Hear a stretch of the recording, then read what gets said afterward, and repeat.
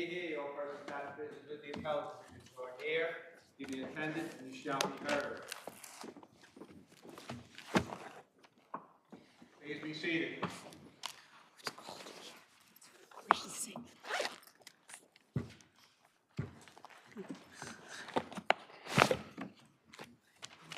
Ice cube in me if we stay here much. Okay, thank you.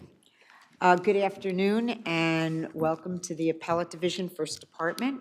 We have approximately 6 hours of argument time scheduled for today, so I just have to remind you to please just ask for the time that you really need. Remember, we've had your briefs and your records.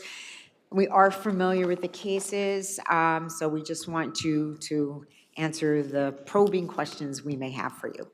I'm going to call out each case.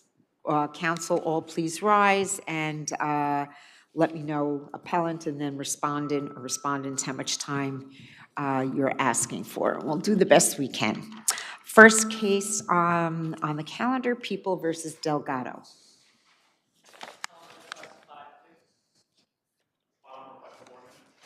Excellent, thank you. 5, 2, and 4. Countrywide versus Alicia.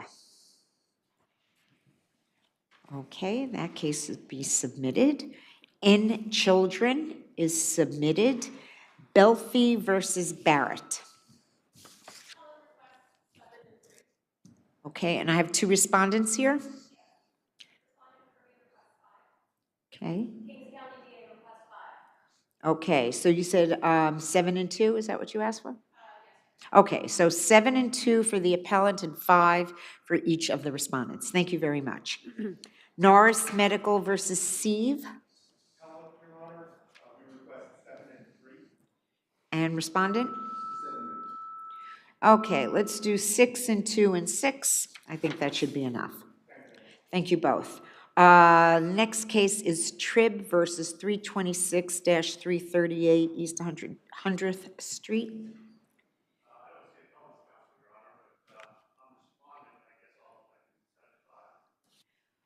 Do you want to submit or do you still want to?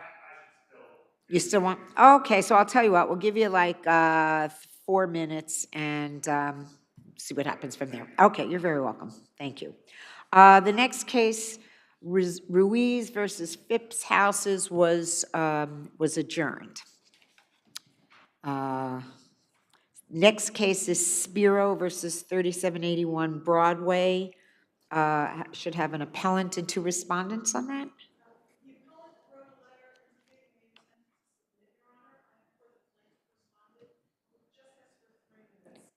For the plaintiff and for the defendant, third-party defendant, are you going to argue?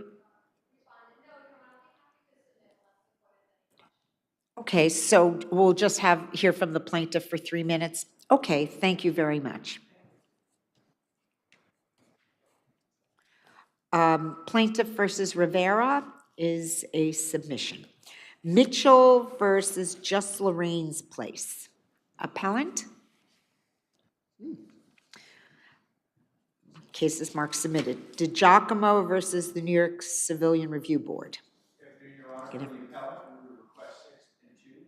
Okay. Your Honor, for respondent requesting 3. Okay, 6 and 2 and 3. Thank you very much.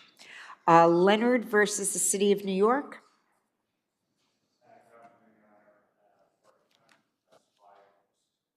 5 and 2. And respondent? Okay, thank you very much. 5, 2, and 5. People versus Deshaun Gregory. And respondent? Okay, 5, 2, and 4. 38 Associates versus E-Commission Solutions.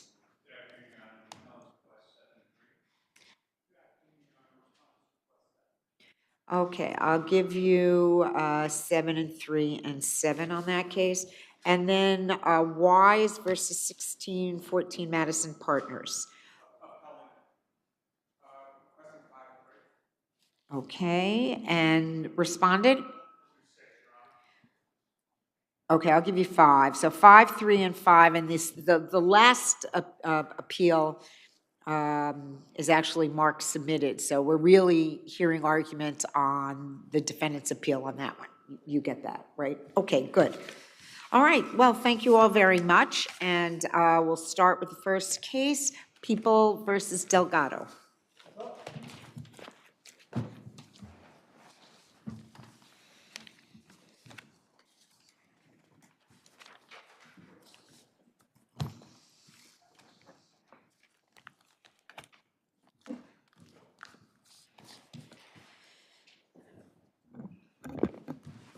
Good afternoon.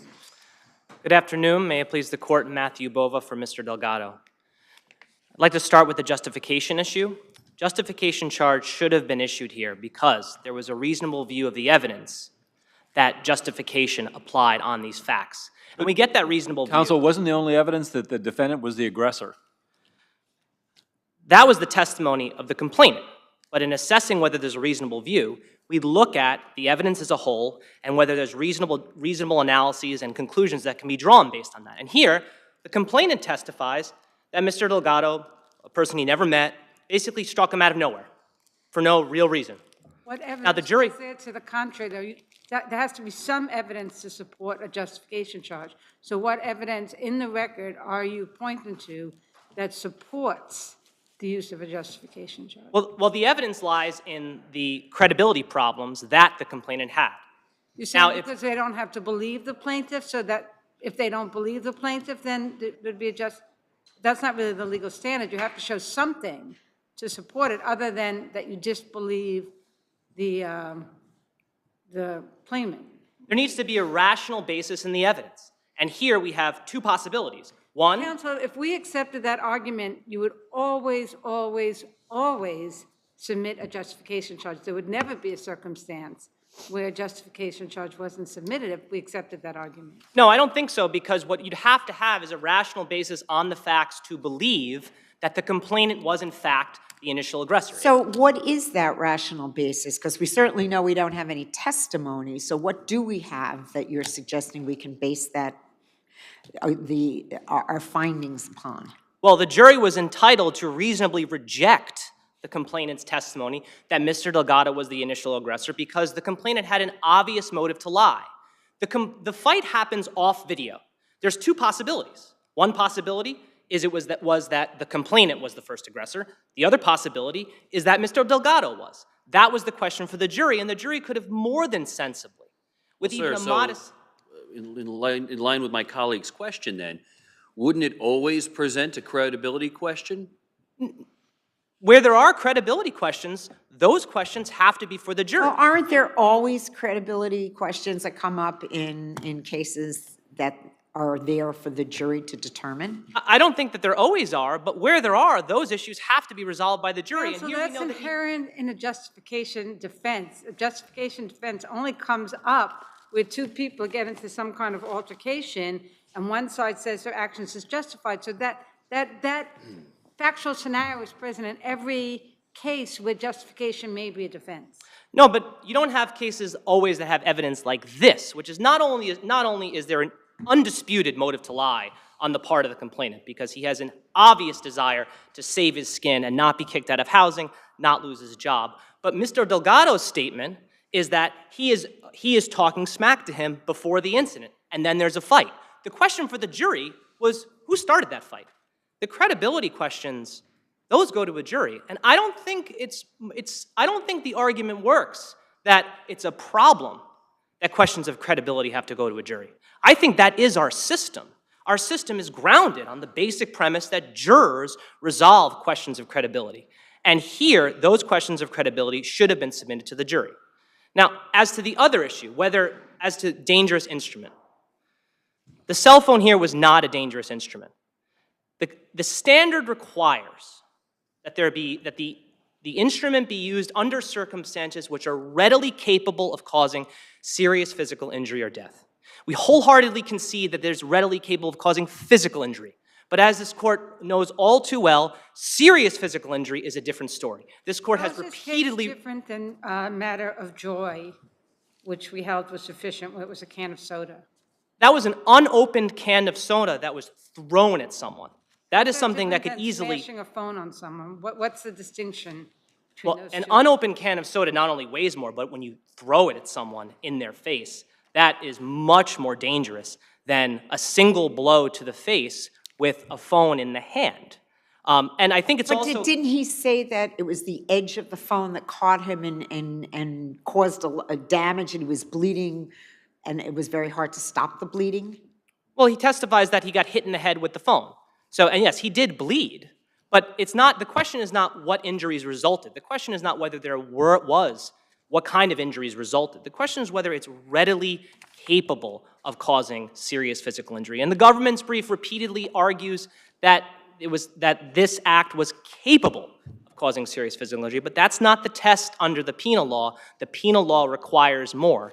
And if I would just end with the fact that I think it's very telling that there is not a single case in New York that holds that the single blow with a phone satisfies this test. Phones are everywhere. 10-year-olds have phones nowadays. Well, Everyone- so are cans of soda, actually. All right, you'll have a few moments on rebuttal. Okay, thank you very much.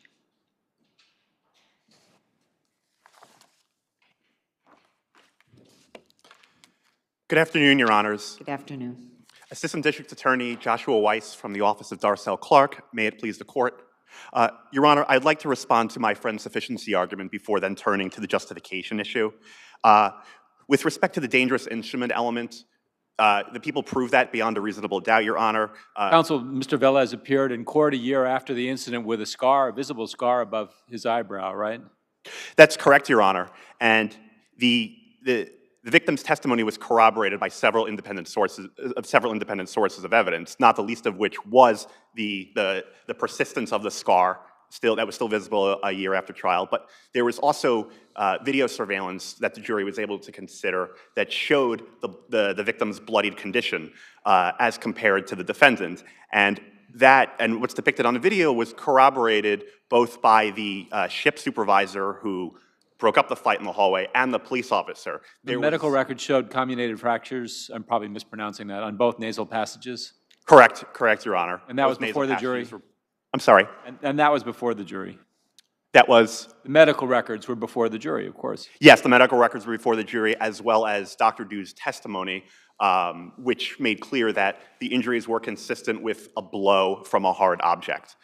And it's also important to point out that regarding the cell phone was enclosed in a hard plastic case. So the force was magnified by its enclosure in plastic.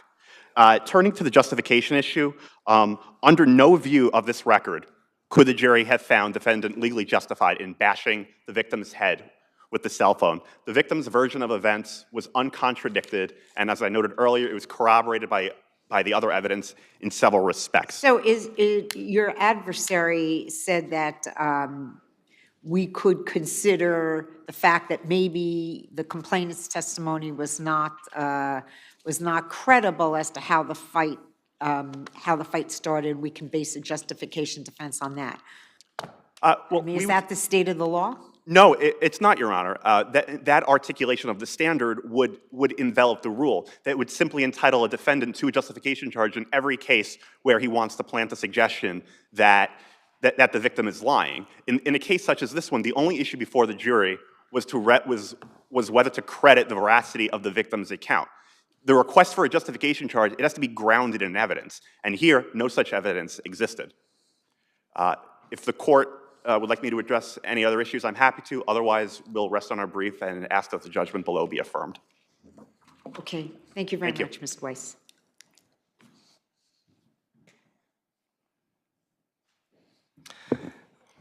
There has to be a rational line of thinking and reasoning that would lead to the conclusion that the government did not prove their case beyond a reasonable doubt, and here did not disprove justification beyond a reasonable doubt. That rational line of reasoning lies in the fact that the complainant has a serious motive to lie, and also he's very angry when he comes out of the shower that day and finds his phone missing. He's looking forward to a relaxing day, and he finds that someone has taken his phone, and he's angry about it. Sir, how, though, do we differentiate cases in which we should employ the rule that you're asking us to employ on the one hand, as opposed to the general rule, which is there has to be some evidence to support the justification charge, and not simply give the charge because the testimony came from an interested witnesses or biased witness, as you're putting it, the complainant/victim. Well, this is not a case where our argument is that there is evidence in the record that, if credited, justifies the defense. But the point here is that a reasonable jury does not have to take the government witnesses at their word, does not have to believe them. And in this case, not believing the complainant leads to the sensible conclusion that he, in fact, was the initial aggressor, that it was the complainant that threw the first punch. So what's the strongest authority you can cite to us that supports the rule you're asking us to employ here? I think the line of cases comes from People versus Petty and the basic rule that you have to have a rational basis in the evidence in order to reach the conclusion. And there's no rule of law that I am aware of that stands for the proposition that in assessing entitlement to a defense, particularly a defense that the government bears the burden of disproving, that we credit the government's witnesses. That turns the burden of proof on its head. It also turns the basic jury system on its head. We don't assess entitlement to defense instructions by assuming that the prosecution's witnesses are telling the truth. And if there are no further questions, we ask that the court reverse. Okay, thank you. Thank you both very much. The next case for argument is Belfi versus Barrett.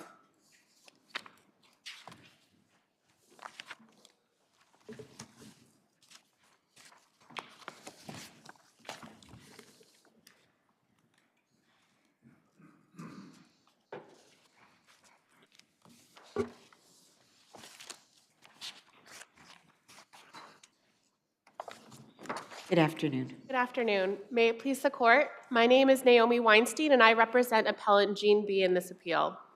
The issue before this court is whether the trial court erred in finding that Mr. B suffers from a dangerous mental disorder when the evidence overwhelmingly showed that he's compliant with his medication, he's had no behavioral issues whatsoever while in a forensic hospital, he has achieved the highest level of privileges, his schizophrenia is in remission, and he understands the need for lifelong treatment. How are we to differentiate the dangerousness that is required to support a secured conviction on the one hand, as opposed to the dangerousness that the courts require as a matter of constitutional due process that supports a non-secure confinement?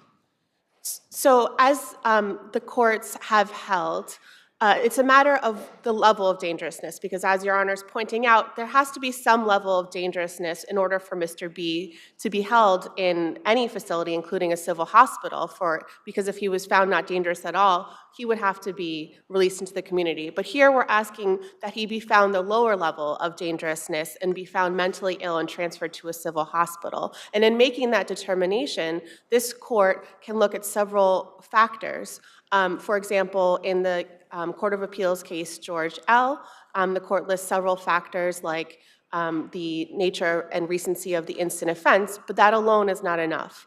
The court has to look at past violence, history of violence. The court looks at whether the respondent currently is suffering from any delusions, whether the respondent in this has... case, in terms of the proximity issue, because that was a big thing that was discussed, how proximate was the crime and the length of detention. How do you think that plays in this case? So in this case, Your Honor, it's been 6 years since the instant offense, which is, of course, a serious instant offense. We're judging it as at the time of the hearing, though, which was January 22, correct? Yes, that's And correct. so the incident was March 2017. Yes. Okay. So it was approximately 5 years, and now it's about 6 years since the instant offense. But as the Supreme Court said in U.S. v. Jones, there's no magical time period of time needed in order to for someone to recover. And therefore, there's no set time period of how long someone needs to be treated in a forensic facility before they can be transferred to a civil hospital. And in fact, as the statute is set up, some respondents go directly to a civil hospital rather than going to a forensic facility. And I would point out that in other cases, for example, the Appellate Division in Eric F., the instant offense was only 5 years prior. So again, there's no magical time duration for someone to need to be treated. Here, what's important is that Mr. B has demonstrated this is the first time he's ever been treated for his late onset schizophrenia. This is the first time he's ever taken psychiatric medication. And he has demonstrated by achieving the highest level of privileges at Kirby that he is in good, as the state's experts said, that he is in good behavioral control, that he has not had any behavioral issues, that he is not causing any issues on the unit. He is never. What impact should we give to the credibility determinations made by the trial judge, who obviously heard the testimony? What weight should we give that in determining whether or not to affirm? Well, this court's review is de novo, and when the trial court when the trial court makes a determination that is against the weight of the evidence, as it did in this case, this court absolutely has the authority to overturn a lower court's finding. But George L. teaches us that we're supposed to give deference to the fact-finding of the trial judge. Doesn't it say that? Yes, the court does say that. However, in this case, this trial court clearly relied on improper factors. First, the court talked about expected emotional capacity, which is not a standard listed in any of the case law or the statute, nor did any of the experts talk about expected emotional expression of Mr. B. And the court found that Mr. B lacked insight when the evidence overwhelmingly shows that he has insight into his mental illness. Even Dr. What's the Lamb. evidence that shows he has insight? What are you relying on in arguing that he has insight? So Dr. Lamb, the state's expert, admitted in the hearing that Mr. B has partial insight, and he agreed that the medical record, it reflects notes that state Mr. B has insight. And Mr. B's own expert, Dr. Goldsmith, who was the former clinical director of Kirby, the same facility where Mr. B is currently, testified at length about the insight that Mr. B has, that he reviewed voluminous records, that he spent over 8 hours interviewing Mr. B over several different occasions, and he found that Mr. B has insight. And Mr. B's own testimony in the trial showed that he... What about where we have, as in this case, two different determinations by different experts, or three different determinations? How do we determine why your client's expert should be given greater deference than the opposing determinations? Because, Your Honor, it's not just our expert in our own and the own testimony of Mr. B, it's the medical record, which was entered fully into evidence, which is part of what was submitted as the appendix in court, that supports a finding that Mr. B has insight and understanding into his mental illness. He testified about his relapse prevention plan. He talked about his early warning signs and what he would do if he were to ever experience symptoms in the community. But again, we're not asking that he be released to the community. We're asking that he be transferred to a civil hospital. If there was, oh, no, your turn. Counsel, your brief does not cite very many First Department cases with regard to the level of dangerousness standard we should apply in considering whether somebody should be in a secure facility or not secure facility. Are there First Department cases that we should turn to for that? Well, Your Honor, there are First Department cases, but I believe that they're different factually from this case. For example, this case is different from this First Department's decision in Sammy M. because there the respondent continued to believe that his actions were justified, the actions that caused his instant offense. Isn't there any evidence that exists in this case, that in 2021, Mr. B continued to think that his actions were a response to a real provocation? I see that my time is up, but if I can just briefly answer your question. So to respond to that, Your Honor, yes, in November 2021, there was a note regarding Mr. B talking about how he's just coming to terms with some of the feelings he was feeling at the instant offense. But that shows that he's progressing in treatment, and it's completely contrary to the respondent's position that he's somehow hiding his symptoms or not reflective. It shows that he's progressing towards treatment and that he now has a greater understanding so that today, as he stands before the court, he knows that what he was experiencing were delusions, and he no longer believes that. Thank you. Okay, thank you. You'll have a few minutes on rebuttal. Thank you.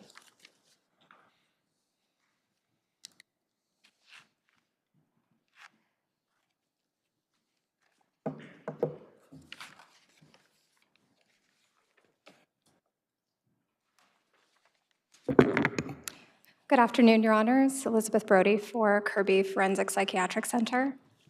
This court should affirm the retention orders because Gene B currently suffers from a dangerous mental disorder and requires treatment in a secure facility. As Gene B's own... As we've discussed, the question is not whether he suffers from a dangerous mental disorder, but whether he suffers from the heightened level of dangerousness that would require us or make it appropriate to assign him to a secure facility.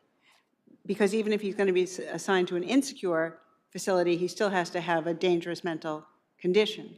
So my question to you is, in the Court of Appeals decision in George L., the Court of Appeals sets out 3 ways that the prosecutor may show that the acquittee satisfies the heightened level of dangerousness. Do you believe that you have shown that with regard to this person, and which of them and how? I just want to clarify one thing, and I apologize if I misspoke. The statute, for confinement in a secure facility, the statute does require a dangerous mental disorder. For confinement in a civil facility, the standard is mental illness, not dangerous but mental mental illness is interpreted under the Constitution to include dangerousness, or they couldn't be secured in a facility at all, correct?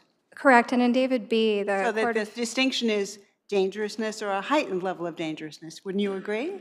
I agree, Your Honor, yes. And in David B., the Court of Appeals held that the constitutionally required level of dangerousness is subsumed within the definition of mentally ill that is required to keep someone in a non-secure facility. That opinion also said that there's overlap between the factors for what they're calling the less heightened degree of dangerousness and in George L. I'm familiar with that.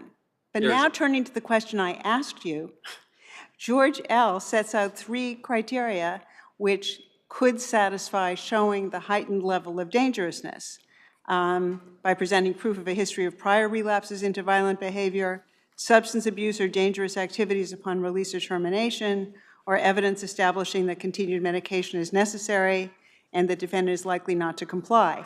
Which, if any of those 3, do you believe that you have proven? Those are factors that the court identified, but they're not exclusive. Right. Okay, but my question is, which, if any, of those 3 do you contend that you have proven? Well, among other things, that continued medication is necessary to control his violent tendencies. But that has to be coupled with a refusal to take medication. Is there evidence in the record of that defendant is likely not to comply with prescribed medication?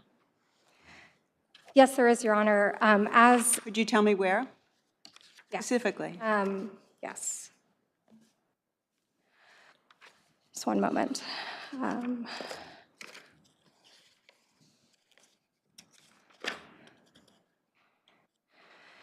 The record at page 797.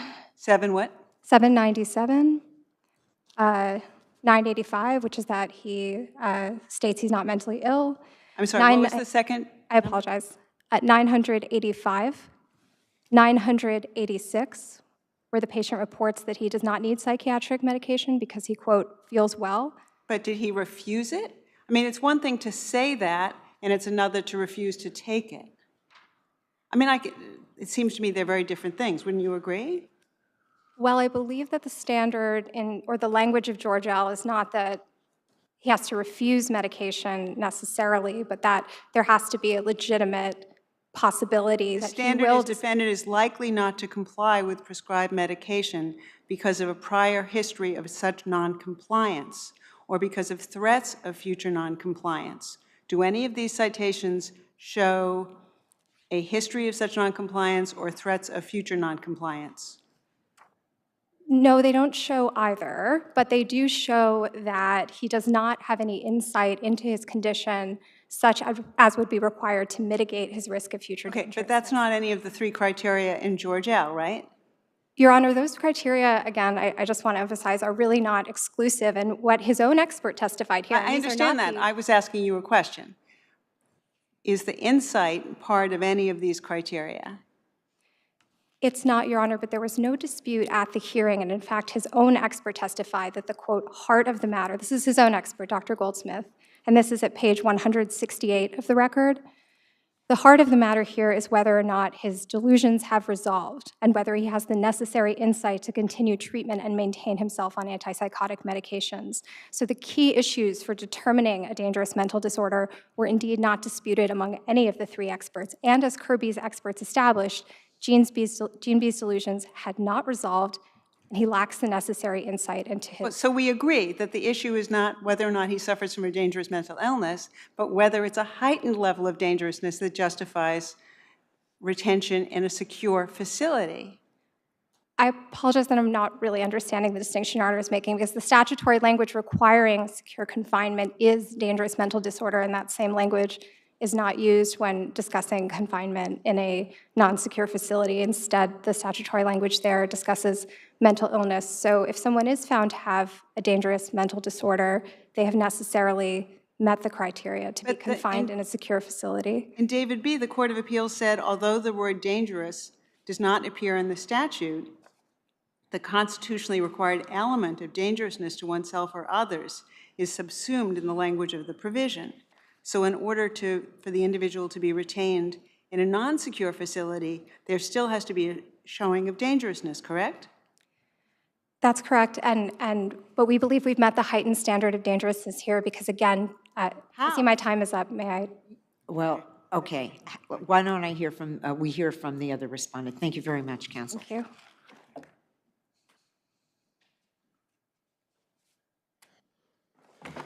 Good afternoon. Sarah Dayan for the Office of the District Attorney. We agree, very put simply, we agree with the Attorney General that the Supreme Court correctly decided that this defendant does have the heightened, dangerously mentally ill. What in the record supports your view that he suffers from a heightened level of dangerousness requiring us to affirm his detention in a secure facility with specificity? Okay, so we'll start with the underlying offense, which was very violent. But that's not. It is, Judge. Its nature and recency of the offense is plainly spelled out in Georgia. Could you go beyond the original offense, please? Sure. As the Attorney General said, noncompliance or the threat of noncompliance is intricately connected. Right. So where is the evidence in the record of his noncompliance or a threat of noncompliance? The statement that he doesn't want to take it doesn't, to me, is not a threat of noncompliance. The question is what he did. That's respectfully, Judge, that's a threat of noncompliance. I don't have a mental illness, therefore I don't need medication. Is there anything in the record that shows that there was any period since he's been in state custody where he has refused to take medication? No, it is uncontested. He is behaviorally stable and medication compliant. But the case law shows us that is not enough to transfer. You can still have a heightened dangerousness, otherwise known as a dangerous mental disorder, even when you're behaviorally compliant and medication compliant. Counsel, Dr. Lamb's testimony and Dr. Hick's testimony, is it precisely what you're just articulating, correct? Correct, absolutely. And it all ties back to his diagnosis. He is unique. But if a diagnosis alone was the test, then there wouldn't be a dangerousness element to any of this, particularly not a heightened dangerous element. Absolutely, but his diagnosis does make him unique in the way his symptoms present. He has late onset schizophrenia. That means he is able to appear more stable than he is. And if you look at his history, he got sick in 2011. It took 7 years for doctors to finally correctly diagnose him. That is after he committed murder. And this is someone who, again, carried 2 guns on him in the community while running errands, used both of them against this victim, called the victim's girlfriend to lure her back to shoot her too, and pointed the guns at the officer. We're familiar with that, but I think what we'd all like to focus on is what's happened since then. Well, Judge, we can't ignore the incident events. No one's ignoring it. I'm asking you to focus on elements in the record that continue to show heightened dangerousness other than the underlying crime, which we all agree is horrendous. No question about that. I understand. So, Judge, if you do look at the medical records, there are records from his treatment team that say he is not proactive in his treatment, he is not discussing the incident offense, he is not coming to the treatment team to talk candidly about what he's thinking and what he's feeling. And this is exactly what the court highlighted in their decision. His answers on his direct and cross-examination were practiced and rehearsed. This is a man who knows what to say, but as the court explained, has not internalized them yet. So I'm sorry, because your time is short, but marshal for me, if you will, because we all agree that there's overlap in the dangerousness factors between for the civil confinement on the one hand and the secure confinement on the other. There's overlap. So marshal for me, if you will, all of the facts, whether they come from David B. or George L., that require a finding of affirming the order below. Okay. I'm marshaling the facts for this defendant, correct? Not the standard for, thank you.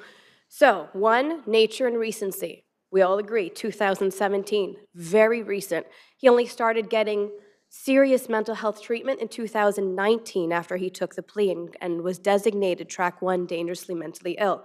So we have a very recent act and a very violent act underlying. We also have someone, we have to look at him in the totality.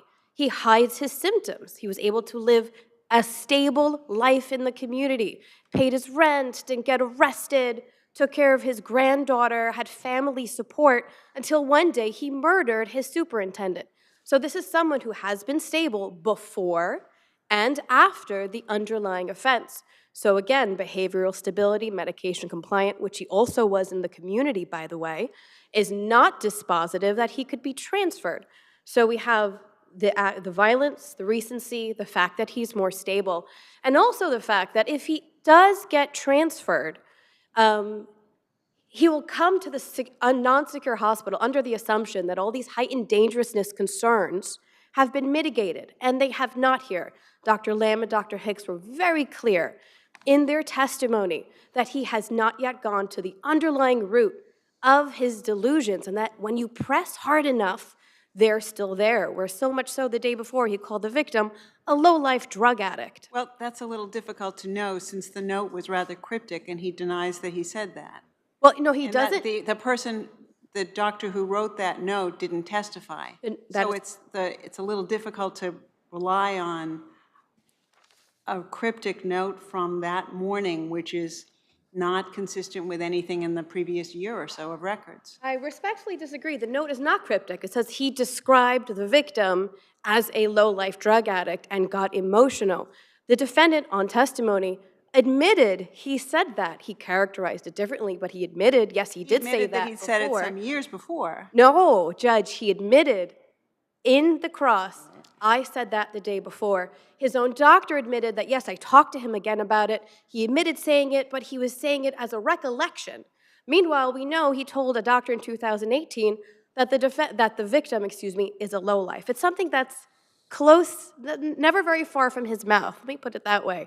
So in that totality of the circumstances, we have a defendant who is clearly still dangerously mentally ill, who is not yet ready to go to a non-secure, well, they will transfer him into the community, slowly do those privileges to release him. He is not ready for that. He only just began, since 2019, the most comprehensive treatment that he will ever get in this state. So I'm asking your honors to please affirm, and if there's no other questions.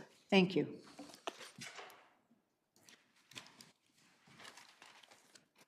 Counsel, could you address how we should consider the note that was made that morning? Yes, Your Honor. So that The note, morning of the hearing. yes, as Your Honor stated, that note was added the morning of the hearing. And what Mr. B actually said in testimony was that, yes, he called the victim a low-life drug dealer because he was describing how he felt at the time of the instant offense, not how he feels now about the terrible crime that he committed. In fact, what he said is he feels, quote, I feel horrible about what he did. This was a decorated police officer who Do we give any credit to the judge who said even though he heard the defendant state those words, that he felt that he did not exhibit any kind of emotional attachment, almost to the words, that he didn't, that he observed him, and it seemed that they were just words he was saying that didn't resonate really to anything inside him. That's not exactly how he said it, but.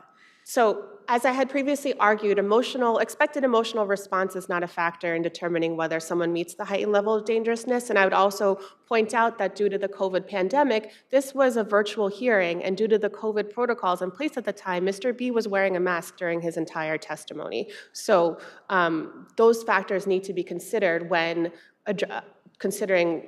Was he medicated at the time he was giving his testimony? He was compliant with his medication, and as Dr. Lamb testified, and also Dr. Goldsmith, he was compliant with his medication. He's never been subject to a treatment over objection order. He was taking all of his prescribed medication at the prescribed level, and as this court had noted, there's no documentation of him ever refusing medication. He was at one point taken off due to side effects, and when he was asked to restart, he did. And therefore, the evidence is overwhelming that, again, this is someone who has done everything that has been asked of him since he's been in treatment. And there is no evidence that he's hiding his symptoms. Even, I see that my time is up, if I may just briefly conclude. Even when he was in the community, he was talking to his primary care physician, and though he wasn't properly diagnosed until he came to Kirby, since he's been at Kirby, he has done everything that has been asked of him, and for every note that says he may not participate, there are more notes that show that he is not delusional, including the note that was added the morning. That same note says, quote, he is not delusional. Thank you. Thank you. Thank you all, counsel, very much. The next case for argument is Norris Medical versus Sieve.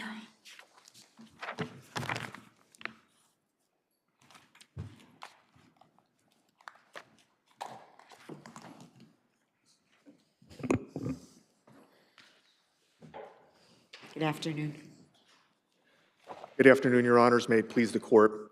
My name is Bruce Goodman, arguing for Appellant Rami Sieve. Plaintiff's claim is not connected to New York in any way.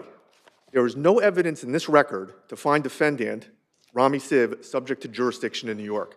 And the trial court erred in finding jurisdiction when it uncritically accepted plaintiff's vague, conclusory, and unsubstantiated allegations about unidentified New York doctors and customers. Well, there was nothing about New York doctors in the complaint, was there? I looked at the complaint. Right. And I looked at some of the affidavits. Did I miss any reference to New York doctors? So you're correct, Your Honor. In the complaint, there was not a single allegation regarding New York, not one.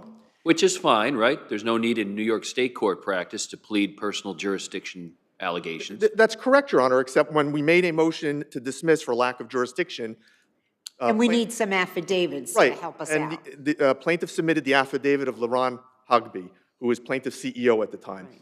And Mr. Hogby's affidavit is replete with vague, conclusory, and unsubstantiated allegations regarding Mr. Sieve's conduct with New York doctors and New York financial arrangements. Yet, so for example, Mr. Hogby argued in his affidavit that he claimed Mr.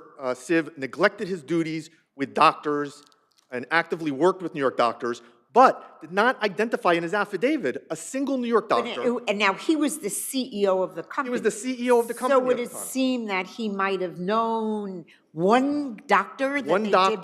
One customer, one financial arrangement that Mr. Sieve allegedly mismanaged or didn't actively work or otherwise. And one employee also. He didn't identify leave aside the fact that the claim here is a breach of fiduciary duty claim.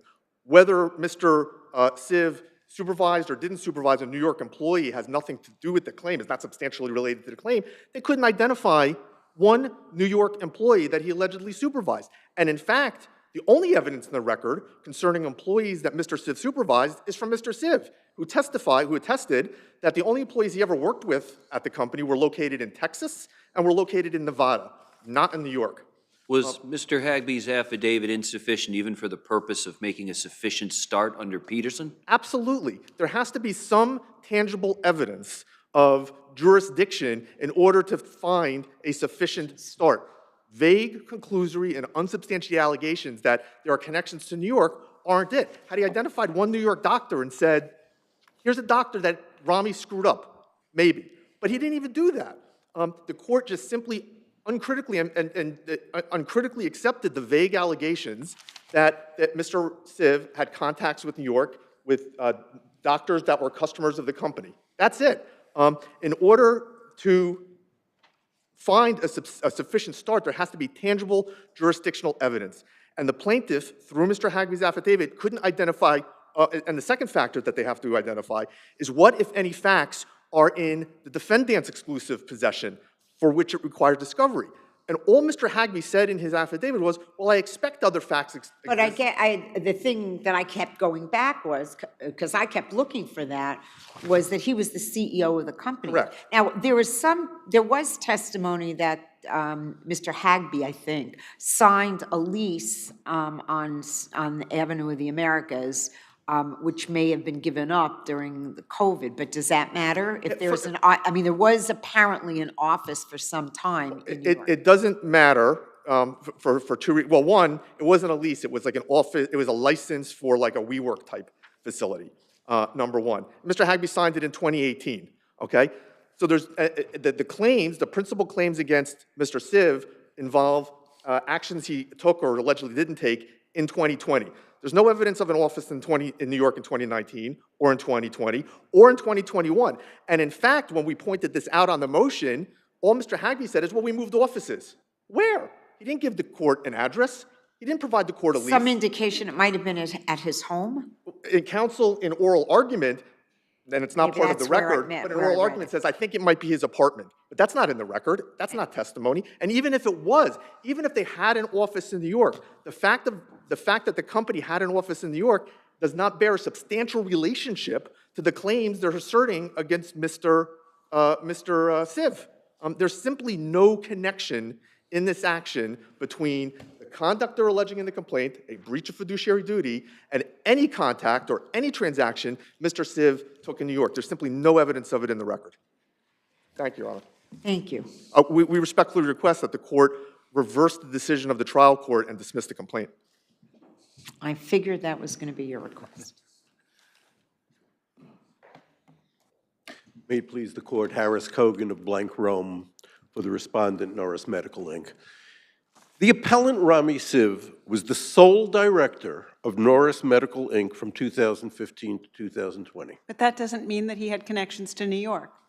Well, you can't say, I am the sole director, I am the CEO, I am responsible for the management of the New York office, I am responsible for overseeing the operations of New York, but I'm not subject to New York Counsel, you have to show there's a connection between the alleged breach of fiduciary duty and some activities in New York, and the fact that the company may have had some presence in New York and he was a director would not be enough to establish that nexus. So what do you have, what nexus do you have between the alleged breach of fiduciary duty and his individual activities in New York? The allegations of breach of fiduciary duty are both omission and commission.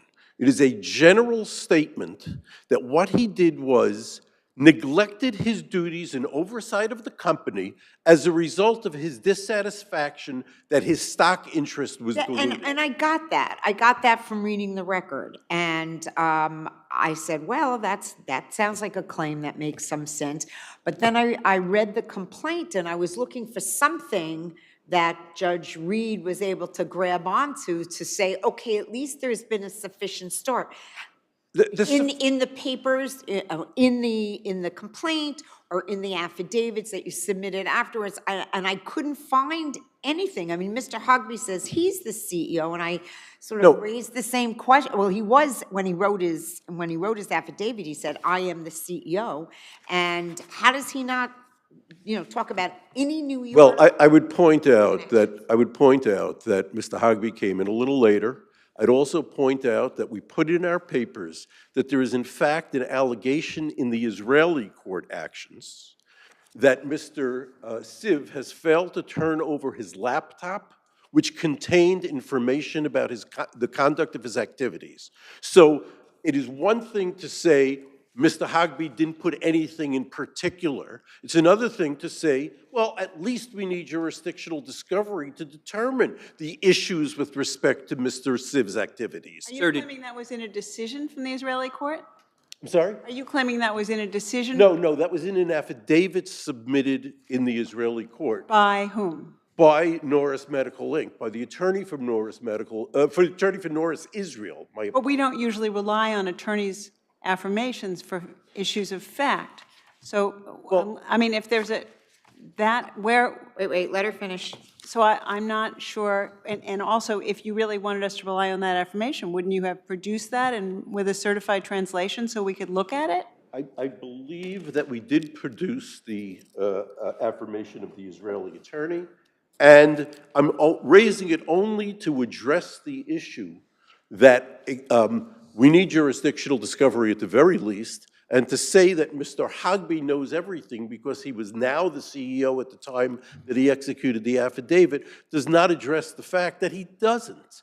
It's one thing for Mr. Siv to be the ultimate authority and control of a company and come back and say, but I'm not subject to jurisdiction anywhere. Because what he said in his papers— He didn't say he wasn't subject to jurisdiction anyway. He said he's not subject to jurisdiction in New York. No, he said, if you read his papers, he tried to argue fiduciary shield, which the Croyder case of the New York Court of Appeals says is inapplicable to a corporate officer. So he was trying to argue, Right, well— but let's say we reject that argument. He's not, his argument is there's no jurisdiction in New York. And the point is, Your Honor, that if Norris Medical Inc. has a presence in New York, which it does through a lease, which it does through employees— It's not enough, going back to the nexus, it's not enough that it had a presence in New York. There has to be some nexus to the breach of fiduciary duty. Merely having an office in New York would not establish that. Okay, the breach of fiduciary duty was a dereliction of duty. It was an omission of his responsibilities as CEO of the company because he was upset about dilution.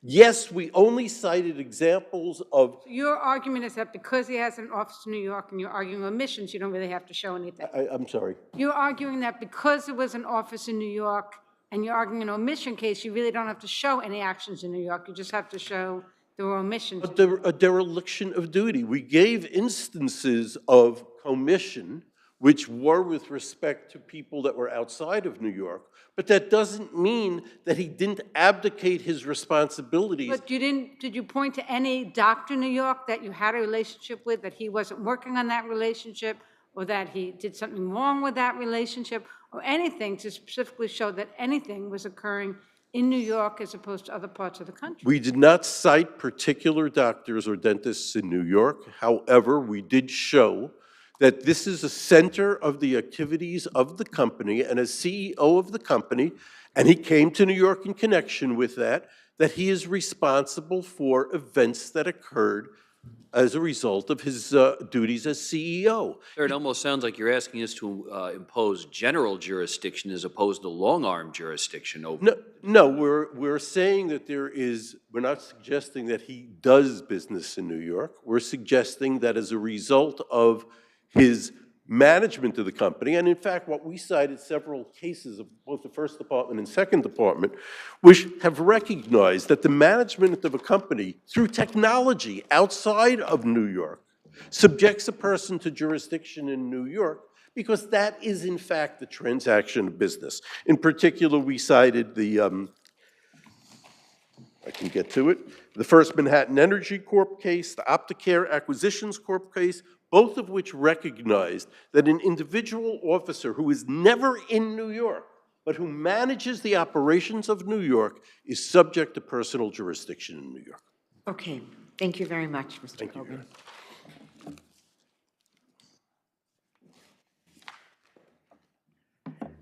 This is not a New York company. This is a Rhode Island corporation with its principal place of business in Nevada. It has no New York presence. Mr. Hogby became CEO in 2019. The allegations in the complaint concern events in 2020. I'm not asking that Mr. Hogby know everything, but to have a sufficient start, he has to know something. There has to be some tangible evidence. To the extent he's arguing omissions, name one New York doctor that he didn't service properly, that he ignored, that he didn't take any action with regard to. Name one New York financial arrangement. Mr. Hogby, when they filed this complaint in April of 2021, had been CEO for nearly 2 years. There should have been something that he could have pointed to. There is no business in New York. The single piece of evidence in this record submitted by the plaintiff is a 2018 tax return, okay? And that 2018 tax return shows 0 sales in New York. The line, the column for New York sales activity, for New York revenue, is blank, nothing. It shows 0 employees in New York, nothing, okay? So the idea, and by the way, they didn't submit anything to show any New York activity in 2019, in 2020, when the... Counsel, what about the fact that the share purchase agreement has a form selection clause of New York? The share purchase agreement is completely unrelated to this case. The share purchase agreement, which, by the way, Mr. Siv is not a party to. Mr. Siv signed that share purchase agreement as CEO of plaintiff's parent company in Israel. As CEO, not individually. As an individual, he's not bound by the terms of an agreement he signs in his corporate capacity as CEO of the parent company, which is not a party to this action, number one. Number two, the share purchase agreement, the form selection provision in the share purchase agreement relates only to, bear with me one second, Your Honor, because I want to have the exact language. Disputes or matters arising out of or connected with the agreement. In other words, non-party Vision 2000's investment in plaintiff. Plaintiff's claim does not concern disputes or matters arising out of Vision 2000's investment in a company. It's a breach of fiduciary duty claim against Mr. Siv individually. The forum selection clause in that share purchase agreement has no bearing on this court's determination whether jurisdiction exists over Mr. Siv in New York. It does not. Thank you, Your Honor. Okay, thank you. Thank you both. Tribs, we have just the respondent for 4 minutes.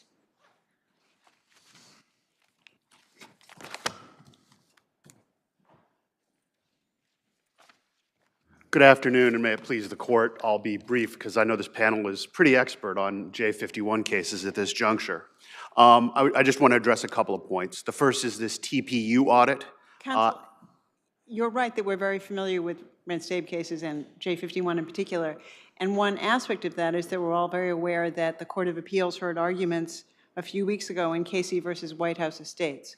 What is your view of the likely relevance of their decision on any decision we might make in this case? So we actually submitted amicus briefing in Casey, which was very similar to the briefing we've put forward here with this, let's have a presumption of reliance, those types of things. My prediction is that what they're going to do is they're going to send it back to Justice Leibovitz to do the calculations pursuant to Regina. However, the key distinction between this case and Casey, even if the tenants lose, is that in this case, the landlord deregulated post-Roberts. Remember, the Casey landlord deregulated, I think, in 07 or 06. There's 53 units there, so there's a whole range, and then re-regulated in 2012. The issue in Casey is that whether or not those re-regulations were proper, or whether or not those re-regulations showed a fraudulent scheme to deregulate because the tenants hadn't put, the landlord hadn't put forward leases. Here, this landlord only re-registered after the TPU audit, which was started after we filed, and we weren't a party, and I'm so excited to do this. That's Pennoyer v. Neff. It's the first case we learn about in law school. If you don't join someone as a party, they can't be bound by that determination. I also want to briefly note the tax bills issue. They say the tax bills weren't sufficient. Justice Moulton, you'll remember in Montera, the court actually said the tax bills show how many units were deregulated. We also saw that in Kupka v. Remick Holdings. And then with respect to fraud, as I said, we are asking the court to adopt a rebuttable presumption of reliance. We think that's acceptable in the case law when it's a material. Is that one of the questions that was briefed and argued in the Casey argument in the Court of Appeals? They actually, the parties didn't brief that. One of the amicus did, and we put it forward. And if you watch that video, you'll see Judge Rivera say, well, are we talking about fraud, common law fraud? Or are we just talking about something, I think she used the words, in violation of public policy? So if you haven't watched that video, I would encourage you to watch it. And I think we'll have a ruling in a couple weeks, which I'm sure is going to influence all the J51 cases that are currently under submission and coming forward within the next couple terms. Thank you. Thank you very much, counsel. The next case for argument is Spiro.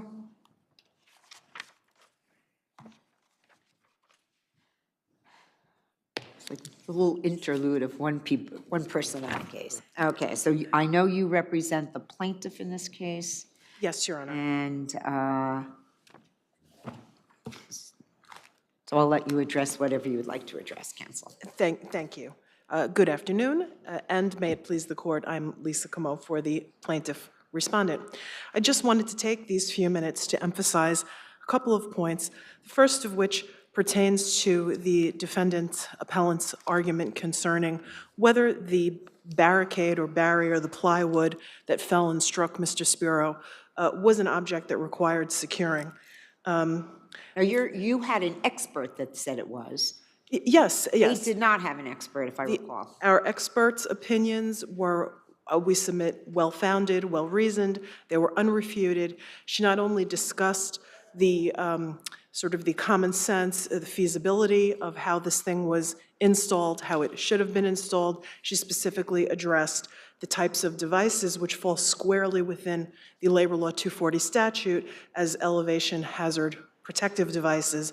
Those devices were missing, as the court knows from the record. All we had here was this very large, heavy, and 8-foot-tall sheet of plywood hung with a single screw that, sort of to add insult to injury, even missed the header that the worker attempted to attach it to.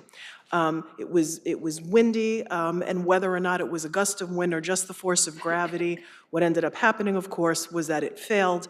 It fell down, and as Mr. Spiro stated, it hit him with its edge like an axe. It fell in an arc of about 6 feet by his estimation. From that height, he wasn't on the floor, but certainly the tile work was anticipated to take place and was taking place at the floor level. He was leaning over or bending, handing off, I think, a box of tiles when he was struck. So we respectfully submit that it's very clear and that we definitely did establish that this was an object that required securing.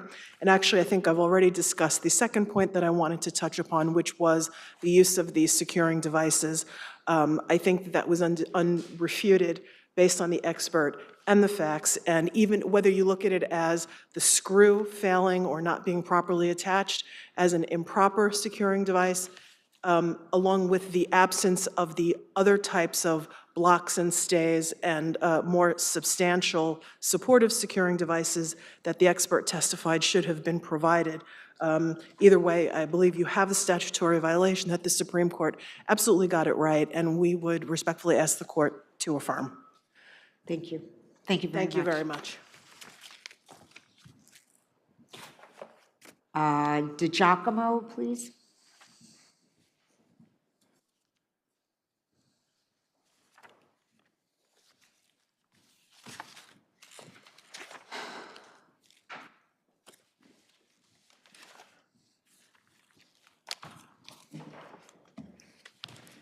May it please the court. Good afternoon, Your Honors. My name is James Michella. I represent the New York City Police Department's detectives, lieutenants, and captains unions for the purposes of this litigation, as well as their respective presidents. Your Honors, as you can see from our papers, we really endeavored to reduce this case to a very limited, a very narrow issue. Although very nuanced issue, that narrow issue is what we submit as CCRB's illegal and improper classification as an abuse of authority, alleged violation of the New York City's Right to Know Act's business card provisions. Very specific. You call it a self-expansion of its authority by the CCRB, but did the Right to Know Act give them the authority? The Right to Know Act did not give them any authority. Nowhere in the Right to Know Act was the authority granted to the CCRB to take upon itself to enforce the act. And in fact, the legislative history, specifically, if I can refer the court to the Public Safety Committee's legislative history and memorandum in support of the very act that was passed. It was originally introduced in 2015 It was then changed, and in late 2017, 2018, its current version was passed. And the Public Safety Committee pointed out on page 148 of the appendix that the current version of the bill specifies that these cards must be pre-printed and only allows a handwritten card or verbal notification. Additionally, the card includes a number to 311 customer service where individuals can submit comments about the police and civilian interaction rather than to the CCRB. Right, you make that point in your brief. So what the inference are we to draw from that, except from that 311 might have more telephone operators than the CCRB? That the removal of the CCRB from the Right to Know Act is an explicit statement by the City Council that they did not want CCRB to be the enforcer of the Right to Know Act's identification and business card. I'm sorry, go ahead. Can't an individual call 311 and make a complaint that gets referred to the CCRB? Well, they can call and make a complaint, Your Honor, absolutely, but CCRB... So 311 has the jurisdiction to take in complaints concerning the CCRB. They can take complaints. First of all, the City Council said that's not what they wanted. They wanted the public to call in and comment about the police interaction. They did not say call in and make complaints about the police interaction. But nevertheless, CCRB, there's oftentimes, and the respondents will confirm this, that they receive complaints, but once they receive the complaint, they parse out parts of those complaints and only are allowed to investigate it. And again, if I can point to... Let me interrupt for 1 second. We already decided in Lynch 2, as you acknowledged, that there's broad authority in the CCRB to decide what constitutes abuse of authority, and as long as it's not irrational, that we are going to uphold it. So what is irrational or unreasonable about CCRB determining that a violation of the Right to Know Act is encompassed under abuse of authority, where there's no explicit legislative finding saying, no, it's not encompassed? Why is it irrational? Well, Your Honor, I would say for several reasons. And first of all, CCRB is a creature of statute. The power must be explicitly granted to them. It's not the silence. But they have explicit authority, as we've already discussed, to investigate abuse of authority, which we've defined very broadly to include identifying information already. All that's already been decided. As you said, the only very narrow issue here is the Right to Know Act, whether that is included within their authority. And the standard is whether it's irrational. So why is it irrational? Two things. One, I would point to the fact that, again, they were removed from the business card by the City Council. So the City Council explicitly removed them from, we submit, the enforcement of the Right to Know Act's provisions. Second of all, look to the CCRB's amended definitions, amended jurisdiction definition that this court upheld in Lynch 2, in which it defines an abuse of authority to be a refusal to provide identifying information. Nowhere in their own rule that they drafted, their own definition, did they put anything about a violation of the Right to Know Act being an abuse of authority. We're not challenging that amended rule. What we're saying is that they're acting completely outside that amended rule, where they define an abuse of authority to be a refusal, an act of commission, refusing to provide. You're saying that's a static, whatever they've defined in the past to be abuse of authority, is that's the limit of their jurisdiction? If they find something new is an abuse of authority, they're not allowed to expand their understanding of what abuse of authority is? But there has to be a limit to it. And here, where you have the City Council explicitly removing them from it, where it's in contradiction to its own rules, that it has to be a refusal to provide and not just a negligent. That's your real argument, that the way that this was designed, it was designed to intentionally exclude CCRB from exercising jurisdiction. That seems to be your primary argument. That's our primary argument, absolutely, Your Honor. And again, it's not uncommon that CCRB would, upon receiving a complaint, not be allowed to investigate certain aspects of that complaint. They acknowledge that. There's oftentimes that they have to send aspects of a complaint, if I may just, I see my time is up, just finish this one point, that they would refer those other matters, as this court heard in Lynch 2, other possible misconduct. That's a clear a distinction that they have to refer those matters to other agencies, specifically the police department. And this is exactly like an officer not preparing when they stop, question, and frisk somebody, a UF 250 report, not preparing what they call a threat, resistance, and injury report, which they're required to do when they use force on an individual. When they don't fill out those reports, it's the police department that has jurisdiction to discipline them, just as they do here, where there is a very comprehensive patrol guide provision which codifies the Right to Know Act, and the police department can enforce that with their police officers. Okay, thank you, counsel. You have a few moments on rebuttal.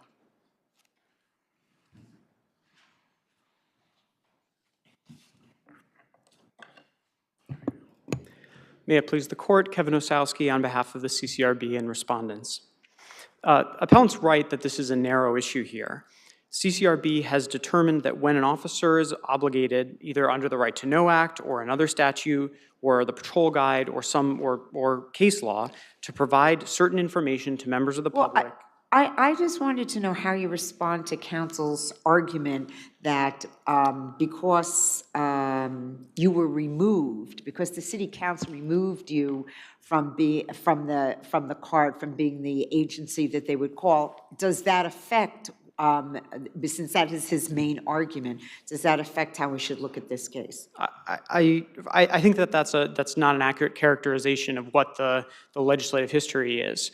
So if the court, I know that the court's extensively reviewed the record here, and what the legislative history shows is that there's no explicit prohibition of CCRB involvement anywhere in the Right to Know Act. Is there any discussion about why they were removed? There's no discussion about why CCRB was removed, and the text that appellant is relying on is a change in the text that's included on the business card that officers are required to provide.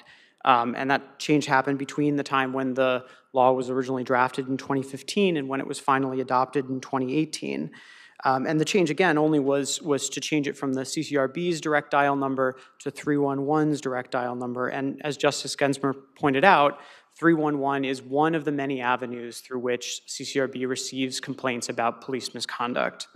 If appellant's interpretation were correct, it certainly isn't reflected by the council's actions around the time that it was considering the Right to Know Act and after it enacted the Right to Know Act. The council worked with CCRB to implement the act and to educate the public about the Right to Know Act.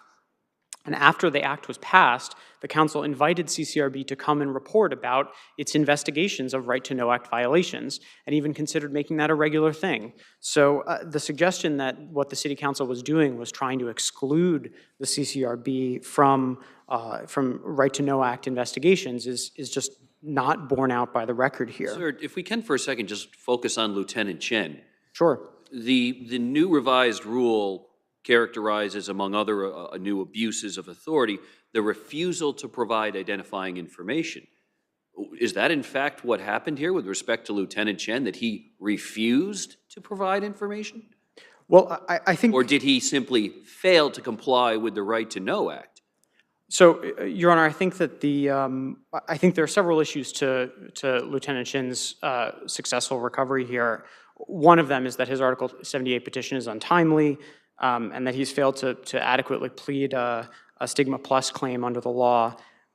With respect to his noncompliance, the CCRB has the authority to investigate failures to comply with the Right to Know Act, not simply just the failure to respond to a request for police officers identifying information. Well, where does that power come from? That comes from the charter grant of an abusive authority jurisdiction to CCRB, and this court's acknowledgement that CCRB can interpret that abusive authority jurisdiction as long as it is in doing so in a rational way. So that's ultra vires of your or outside of your definition in the 2021 revised rules, which says the refusal to provide identifying information. Well, it doesn't say the failure to comply with the Right to Know Act, because there could be different ways in which an officer fails to comply with Right to Know. He could fail to give it sua sponte, if you will, unrequested, or he or she could fail to give the identifying information in response to a request from the individual that the officer encountered on the street. So I think this is an important point, Justice Higgett, and I thank you for raising it. The Right to Know Act creates an obligation that police officers provide information after certain types of police encounters. And so when a police officer either conducts a Terry stop or frisks or searches someone or engages in a home search or several other types of obligations under the Right to Know Act, the officer is required, there's a requirement that that officer provide that information. And I think that falls within the type of officer's failure to meet that requirement after exercising that authority is an abuse of authority under the charter. Counsel, I'm puzzled by your statement about the claim against Officer Chen being time-barred, because it appears to me it was not final. It was not final, but only a recommendation. So why does it even invoke the statute of limitations? I believe at the point where he's challenging that recommendation, that the Article 78 time period begins to run, and I think he's a month outside the Article 78 time period. This is also something that I don't believe appellants contested in their reply to our respondent's brief. Okay. Thank you, Your Honors.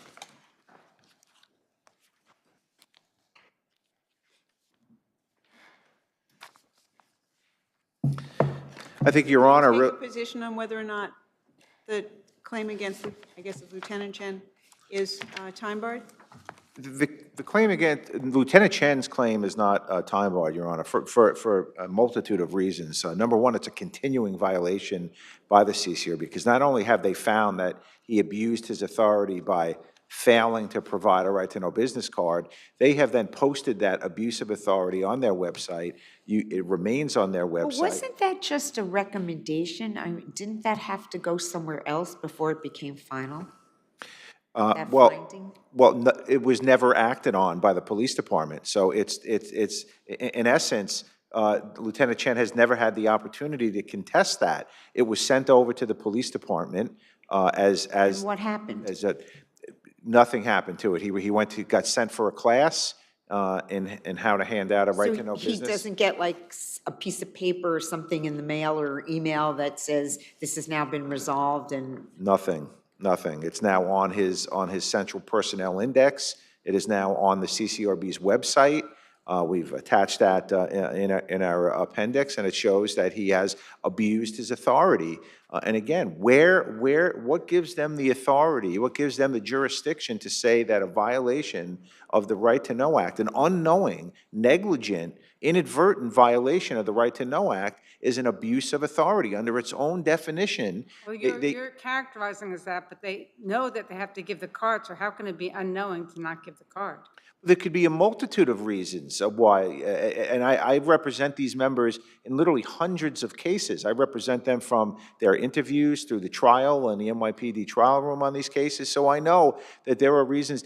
They didn't have cards, the department didn't provide cards. There's a lot of different options rather than just giving a pre-printed card. There's multiple options in the. But they don't, the CCRB doesn't distinguish any failure, and if I can perhaps just have a little bit more time to address this important issue, any failure to hand over a card, no matter what the circumstances, they're deeming to be an abuse of authority. Again, conflating that with their own definition, which they drafted in 21, which this court upheld, where an abuse of authority is only a refusal to provide identifying information. And if I could just read before So you're saying the refusal would have to be like an affirmative, may I please have it, no you cannot, rather than perhaps a negligent one, which is how you're. Precisely. And there are instances, I know during the George Floyd riots, where officers covered up their badges with mourning bands.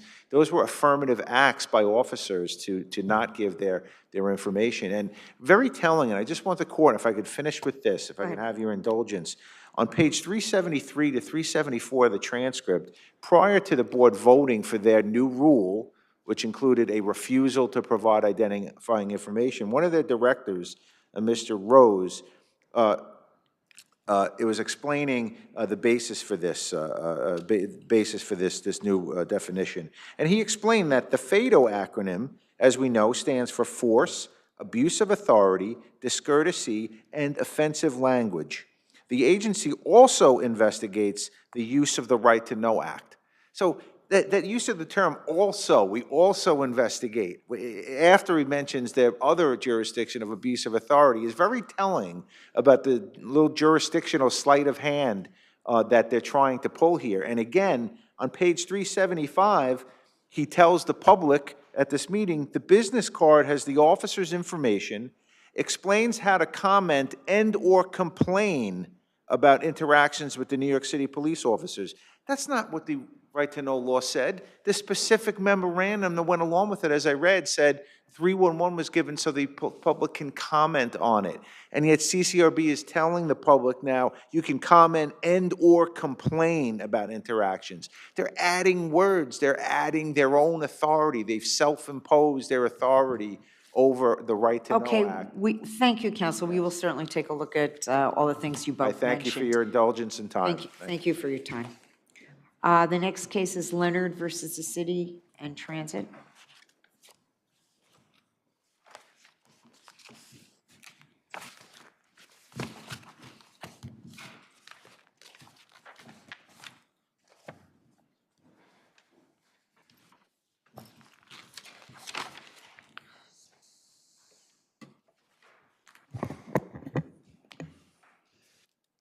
Good afternoon. Good afternoon, Your Honour. May it please the Court, my name is Neil McGillivray and I represent plaintiff appellant in this matter. Your Honours, the issue here is whether the rescue doctrine applies to a claim under, Labour Law 241(6). Now, the Second Department in the Del Vecchio case found that it did. The Fourth Department did likewise in the Butler case. The Third Department has yet to speak on the issue, and so too this Court, in that I believe this is this Court's first opportunity to pass upon it. We would ask, as set forth in our paper, simply that this Court would join with the Second Department and with the Fourth Department and find that the rescue doctrine does in fact apply to a claim under Labour Law 241. Counsel, what about the Butler case from the Fourth Department, though? Didn't they find exactly the opposite? They did find that the rescue doctrine applied in 241 sub 6 cases. Yes, it did. It does apply, exactly. Right. Yes. Now, I'm sorry, I misheard you. I'm mistaken, sorry. No, not at all. The Butler case is clear-cut to the extent that it has a particular section that's specifically addressed to 241(6), and it says, yes, it does apply. The Del Vecchio case is somewhat more complicated because, again, you have a majority opinion, you have a minority opinion, and the dispute there is not over 241(6), it's over 241. There's an interesting debate as to whether it should apply there. I think there are good arguments possibly on both sides. But that's not really that relevant for our case, which is a 241(6). No, it's not. Case. And the key difference is that 241 it provides for strict liability. 241(6) doesn't. And I think that clearly distinguishes it. I know that opposing counsel has pointed to the fact that both 241 and 241(6) both impose non-delegable duties on, well, in this case, it would be the City of New York. I don't think that has any bearing on whether the rescue doctrine should apply or not, in that, for example, when it comes to ordinary negligence actions, an employer can be held vicariously liable for something an employee did. There doesn't have to be an individual, if you like, finding of culpability or wrongdoing on behalf of the employer, and I think the same logic would clearly apply here. I think otherwise, it is addressed in the briefs, I'm not going to dwell upon it. I think the lower court, its reasoning is simply mistaken in terms of why it found that the doctrine didn't apply. The reasoning essentially was that, well, there's no question of contributing negligence here, therefore it can't apply. That reasoning is clearly wrong, and that the logic of the reasoning is that if plaintiff here had been found to be negligent in how he carried out the rescue, therefore it would potentially apply. I think that's clearly wrong. I will say, on the other hand, though, that the lower court found correctly that there were multiple violations of the industrial code as they related to the worker at the bottom of the trench. Obviously, under the rescue doctrine, if there's a breach of duty with regard to the person being rescued, the rescuer, as it were, steps into his or her shoes. Did the defendants even dispute that they violated some of those industrial code, those industrial code sections? I don't believe in their brief on appeal they have done so. It was certainly contested before the lower court, but it doesn't appear to be contested on appeal. I think the other point they do contest on appeal is whether or not the peril perceived by plaintiff here was sufficient for the doctrine to apply. I think clearly, again, it's first of all, it's an issue of fact. It's for the trier of fact. It's not to be determined by reference to hindsight. But apart from that, you have somebody at the bottom of a trench that's collapsing. He's pinned to the bottom of the trench by an I-beam that weighs hundreds of pounds, and it appears that at a minimum, one of his legs is broken. I think clearly here it would apply, and regardless of as it were, my opinion on the matter, it's clearly nonetheless an issue for the trier of fact. Okay, well, we'll hear from your adversary, and you'll have a few moments for response in rebuttal. Thank you. Good afternoon. Good afternoon. May it please the court, Patrick Lawless for the defendants respondent, City of New York. The court below correctly found that the danger invites rescue doctrine doesn't apply. The plaintiff... Why shouldn't we follow the lead of the Second Department in this issue? Well, the Second Department has... And the Fourth Department, sorry. The Fourth Department, Butler.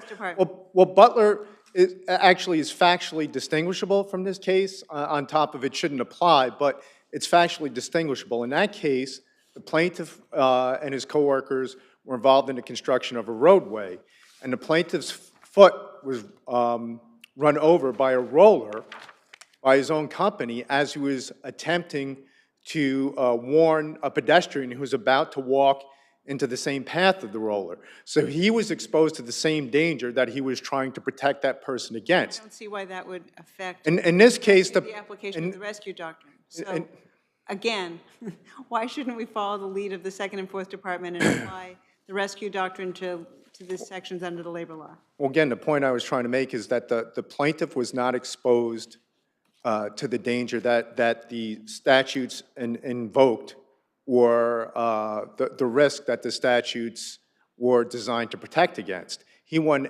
in allegedly after the partial collapse. He was not exposed to the collapse. He was not in danger as a result of the failure of the shoring devices. Right. It wasn't a proximate cause. Excuse me, that's right. He was in danger because he tried to rescue the other person. So why shouldn't we follow the lead of the other Second and Fourth Department to apply that to labor law cases? Well, the Second Department has held that it doesn't apply to 240. There's no indication in the Second Department whether it applies to 241-6. The Fourth Department has held, because there was a mixed question of 241-6 and negligence in that case, but it shouldn't apply to 241-6 for the additional reason. It's not just that it's a non-delegable duty, but it's also that in this instance that the city defendants can be held liable in the absence of negligence. So that's another reason why that the danger invites doctrine, danger invites rescue doctrine shouldn't be applied to 241-6, because there's no requirement that the city directly controlled or be actively negligent in order to be liable under 241-6. I'm just not sure if that is the distinction that would make the difference. I mean, and I'm going back to the Court of Appeals case in Guarino, where the Court of Appeals cited Judge Cardoza, who eloquently, certainly much more eloquently than me, stated, danger invites rescue, the cry of distress is the summons to relief, the wrong that imperils life is a wrong to the imperiled victim, it is a wrong also to his rescuer. I mean, it's sort of a broad concept, and I don't see that the distinctions that you're making between negligence, straight negligence, and 241-6 go to the heart of what this doctrine is supposed to cover. But it's also expanding 241-6 beyond the persons that it's intended to, the situations and the people that it's intended to protect. So that's another reason why it shouldn't be applied. Look, it's not going to happen all the time. I mean, honestly, I've been a judge a long time. I don't think I've ever run into this doctrine, so I don't think it's going to proliferate all the time. But I'm trying to find out why I wouldn't want to give the injured plaintiff the opportunity to recover on the. Well, I think for the reasons I stated, and also, again, I think it's factually distinguishable from the Butler case. And in this case, no one told the plaintiff to jump into the. We understand. Ditch. And he also said he didn't think that his coworker, it was anything that was life-threatening. As a matter of fact, the coworker was able to finish his shift for the rest of the day. As a matter of public policy, wouldn't we want to encourage workers who are covered by the labor law to assist other workers covered by the labor law? But it's going to expand the labor law beyond that, and it's going to create potential unlimited liability, especially in a case where you don't need to show active negligence on the part of the owner. But I'm intrigued by it appears to me that the city did not actually dispute that they had violated the sections of the industrial code that relate to the trench, right? It's not that they didn't dispute. The argument was that it was an approximate cause of this accident. I understand, but isn't it also true that they didn't dispute that they had violated those sections of the labor law that related to the shoring of the trench? Well, the argument was that they were inapplicable because it wasn't the proximate I cause. understand, but do you agree with me that they did not dispute that they had violated those sections of the labor law, of the industrial code? They didn't dispute that there was a potential violation, but it wasn't a proximate cause of the plaintiff's injuries. I understand that. Thank you. Well, it's that it wasn't a violation as to this plaintiff, right? Exactly. So the danger invites rescue doctrine has its origins in contributory negligence before we had comparative fault, and it was a vehicle to prevent a plaintiff from being non-suited by virtue of some measure of contributory fault before we recognize comparative fault. But it's also used to find a duty in tort against one who creates a dangerous situation and invited the rescue. Here in this situation, it almost seems like glue that connects the rescuing coworker to the injured coworker who was subjected to the 241 sub 6 violations. But he wasn't exposed to he wasn't exposed to the same danger as the coworker, and it was by attempting to lift a heavy pipe by himself without anybody telling him to do so, and it wasn't the same danger. It wasn't that he was exposed to the collapsing wall, that he went in and attempted to rescue his coworker as the trench wall was collapsing. So it's a completely different danger that was contemplated by the statute, and that's why it shouldn't be applied. Okay, thank you. Thank you.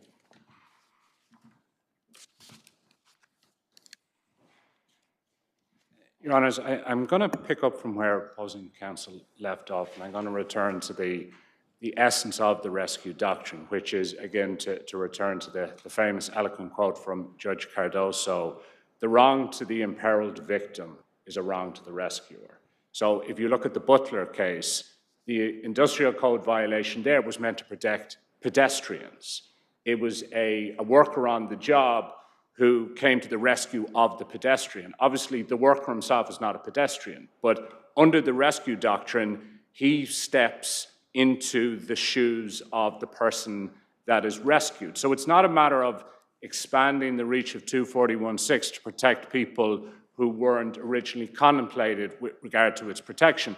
The person being protected here is the person at the bottom of the trench. It's that under the rescue doctrine, that duty also extends to the person who carries out the rescue. So it's not a question of extending the reach of 241.6 beyond those for whom it's intended. And the other thing, I think, probably it's the case for all of us in terms of our research, these are clearly very rare cases. It may well be, to pick up on a point made in the course of the earlier exchanges, that the world needs more people rescuing or coming to the rescue of others. It is quite notable that the cases are very, very rare, but certainly we would urge strongly that the First Department here join with the Second and the Fourth in finding that. Aren't you protected under a common law negligence claim? The common law negligence claim wasn't pursued. Because clearly danger invites rescue and that's where its application almost exclusively is in common law negligence cases. Now, I do appreciate that at its core, 241 sub 6 has a reasonableness / negligence component to it because you have to show there's a violation of a reg, and that violation is only some evidence of quote-unquote negligence. Yes. But would a potential avenue of relief for a plaintiff in your client's shoes be able to look to a common law negligence claim? It would have been. I mean, the issue here with regards to the city is that they neither directed nor supervised the work, and there wasn't a question over creating or having notice of a condition. Otherwise, yes, it would apply. And again, if you look at the Butler case, it goes through 241(6), but also common law negligence and also negligence under the labor law. I think Del Vecchio is to similar effect. Here we have one claim against the city, which is 241(6), but I think the logic applies equally here. To your Honour's point, the key difference, 241 is strict liability. Here, a violation of an industrial code provision simply is evidence of negligence, and negligence is where all of this began. So that even though it's a statutory duty, it is founded in negligence. Thank you. Thank you both very much. People versus Gregory.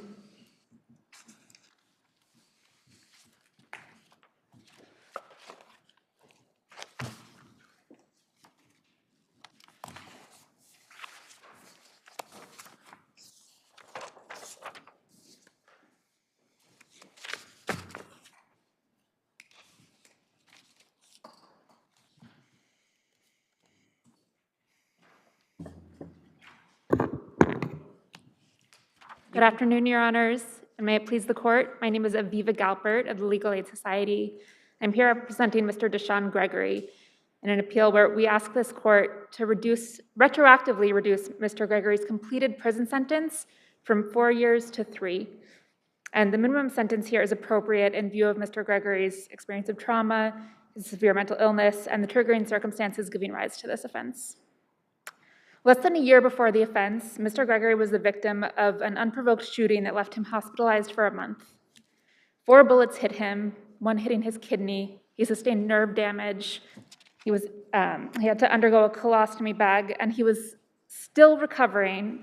He had to undergo a colostomy, and at the time of this offense, he was still recovering, still wearing the colostomy bag, and still experiencing pain.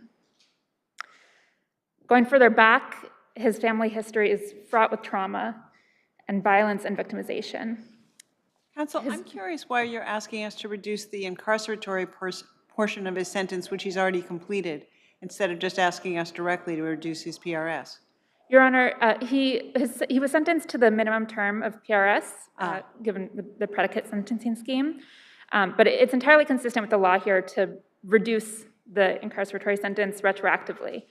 And have that year that he served in prison count toward his post-release supervision. And of course, he still will serve a sentence that is harsher than the minimum, in part because he served the full prison sentence, and also because for that year he won't have been eligible for earned time credit under the Less is More Act. So returning to Mr. Gregory's personal history, his mother was incarcerated when he was born. She was later kidnapped and murdered. His sister was stabbed 7 times. And then, of course, he was the victim of this unprovoked act of extreme violence. And he also has a diagnosis of paranoid schizophrenic disorder, for which he's been hospitalized numerous times. And this mitigation is really salient here because this incident was not entirely unprovoked. He was in his apartment when 2 people who were not his friends entered. At the very least, as the prosecution acknowledges, they pushed and shoved him. He also claimed that they kicked him and hit him in his side, stomach, and head. And so in view of his paranoid schizophrenia and rational fear of being re-victimized, his outsized and aggressive reaction to these events is less culpable. We're not saying it's justified, but we're saying it's less culpable and merits the minimum. So the top count in the indictment was assault in the 1st degree? Yes, I believe that's correct. And I'm sorry, Your Honor, I believe it was assault in the 2nd degree. Okay, are you aware, regardless of what the top count is, what his maximum sentencing exposure was to the top count? I'm not sure off the top of my head what his maximum exposure was, but we do believe that given the mitigation here, the minimum is appropriate. And Also, I would like to note that he is serving this parallel parallel federal sentence, was incarcerated, has completed that prison sentence, and even if he receives a reduction and the full benefits of less is more, he'll have been incarcerated for an additional 3.5 years after his release from state prison. And this backup layer of supervision should assuage any concerns that this would be inadequate here. So is he still incarcerated under the federal sentence at this time? No, Your Honor. He is now serving this double term of supervision, which is quite onerous. As far as we know, he is required to satisfy double reporting obligations and other conditions of supervision. And I would also like to briefly address the waiver in this case, which was ineffective because both the plea colloquy and the written form improperly conveyed that the waiver was absolutely final. Your Honors, I see that my time is up. Just, yeah, you can take 20 seconds and explain. Thank you very much. Conveyed the waiver was actually absolutely final. Also, he was not informed of the rights that he was waiving, let alone retaining. And the court didn't advise Mr. Gregory that his appellate rights were separate and distinct from his trial rights. And there was also a procedural issue with the timing of the signing the form. Okay, thank you. Thank you. You'll have a couple minutes on rebuttal.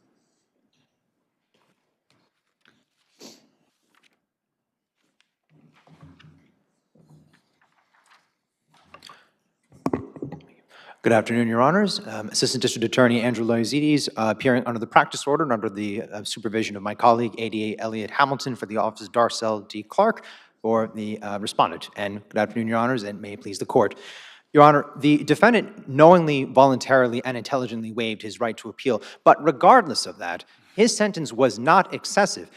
My opponent briefly alluded to the incident in question. Let's go back to that just for a brief moment.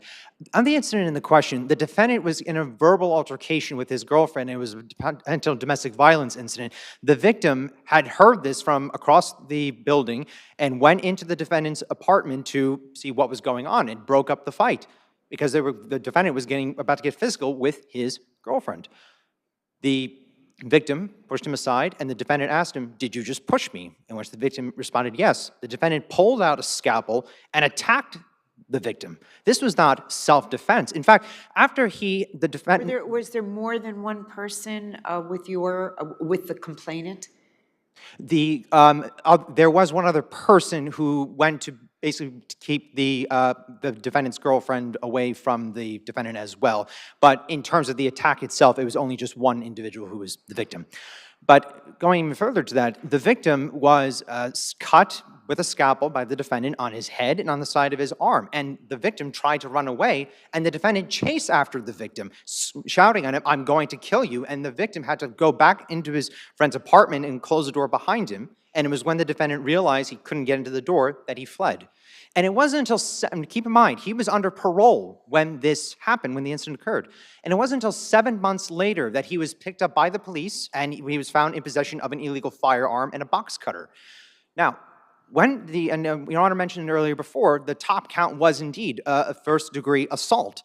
The minimum prison sentence he could have gotten for that, considering that he was a predicate felon at this point, was at the minimum 8 years imprisonment, the maximum 25 years imprisonment, along with the 5 years post-release supervision. But instead, he took a plea negotiated deal for 3 years, where the minimum would have been 3 years minimum and 7 years maximum for second-degree assault, in which he was incarcerated for 4 years and received the 5 years post-release supervision, which was required because he was a predicate felon.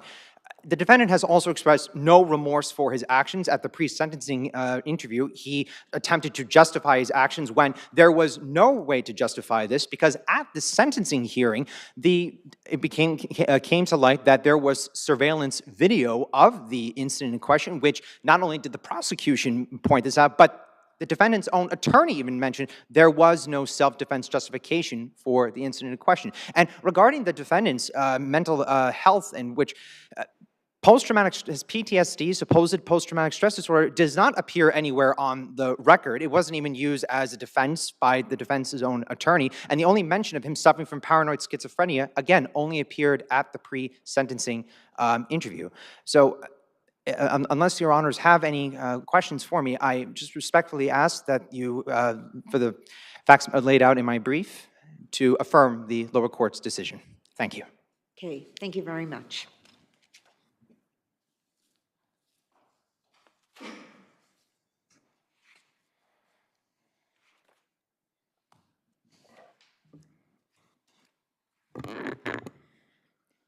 Your Honors, whether the complaining witness's actions here were appropriate or even noble is not at issue here. We are not trying to assert a justification defense. We are simply saying that because of his paranoid schizophrenia, which there's no reason to disbelieve on the record, and because of the acute trauma Mr. Gregory has suffered in his life, his actions are understandable, and his culpability is meaningfully reduced.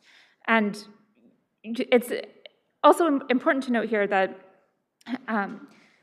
and also, forgive me. Wasn't that taken into account when he was given 4 years, as your opponent says, the minimum was 3, the maximum was 7, I think, so he was given just 4 years on a plea to the assault in the second degree, which was not, of course, the highest charge he was charged with, the highest count.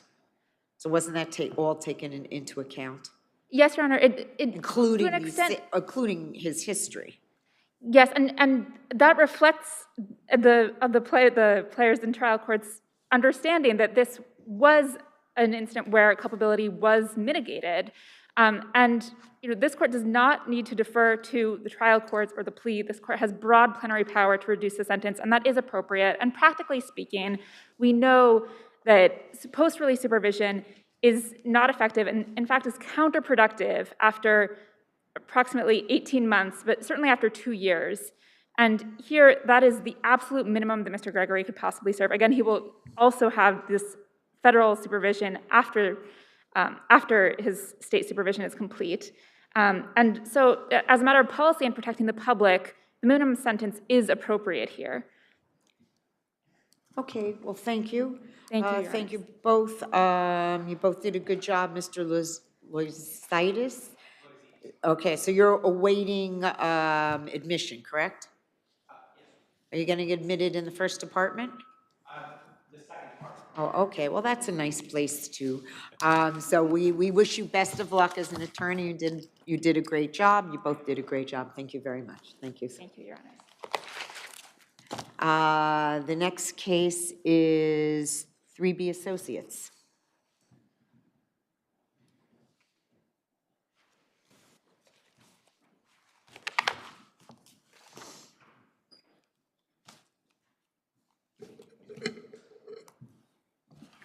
Good afternoon, Your Honors. May it please the Court. Gregory Bruno from Day Pitney on behalf of the appellant. I'd like to introduce you to my colleague, Michael Anderson of the law firm Kelly Hart & Hallman in Fort Worth, Texas. He has been admitted pro hoc vice, and I'd respectfully request that he be permitted to argue the appeal. Okay, welcome. I guess you're lucky you got here from Texas today. Heard a lot of planes were canceled, but managed to get here, so welcome. Thank you, Your Honor. Good afternoon. May it please the Court. My name is Michael Anderson. I represent the Appellant E-Commission Solutions, or ECS for short. We're here on the lower court's grant of summary judgment. To put this case in a nutshell on appeal, this is a classic he said type case that does not warrant or justify summary judgment. There are a litany of fact issues, and so I want to get right to them. I mean, one of the fact issues that I was thinking about in reading your briefs and your record is, what was the whole basis of this agreement, like the whole purpose of this agreement? I mean, it's unusual to find two sides that interpret the nature of their business agreement so differently as you two did.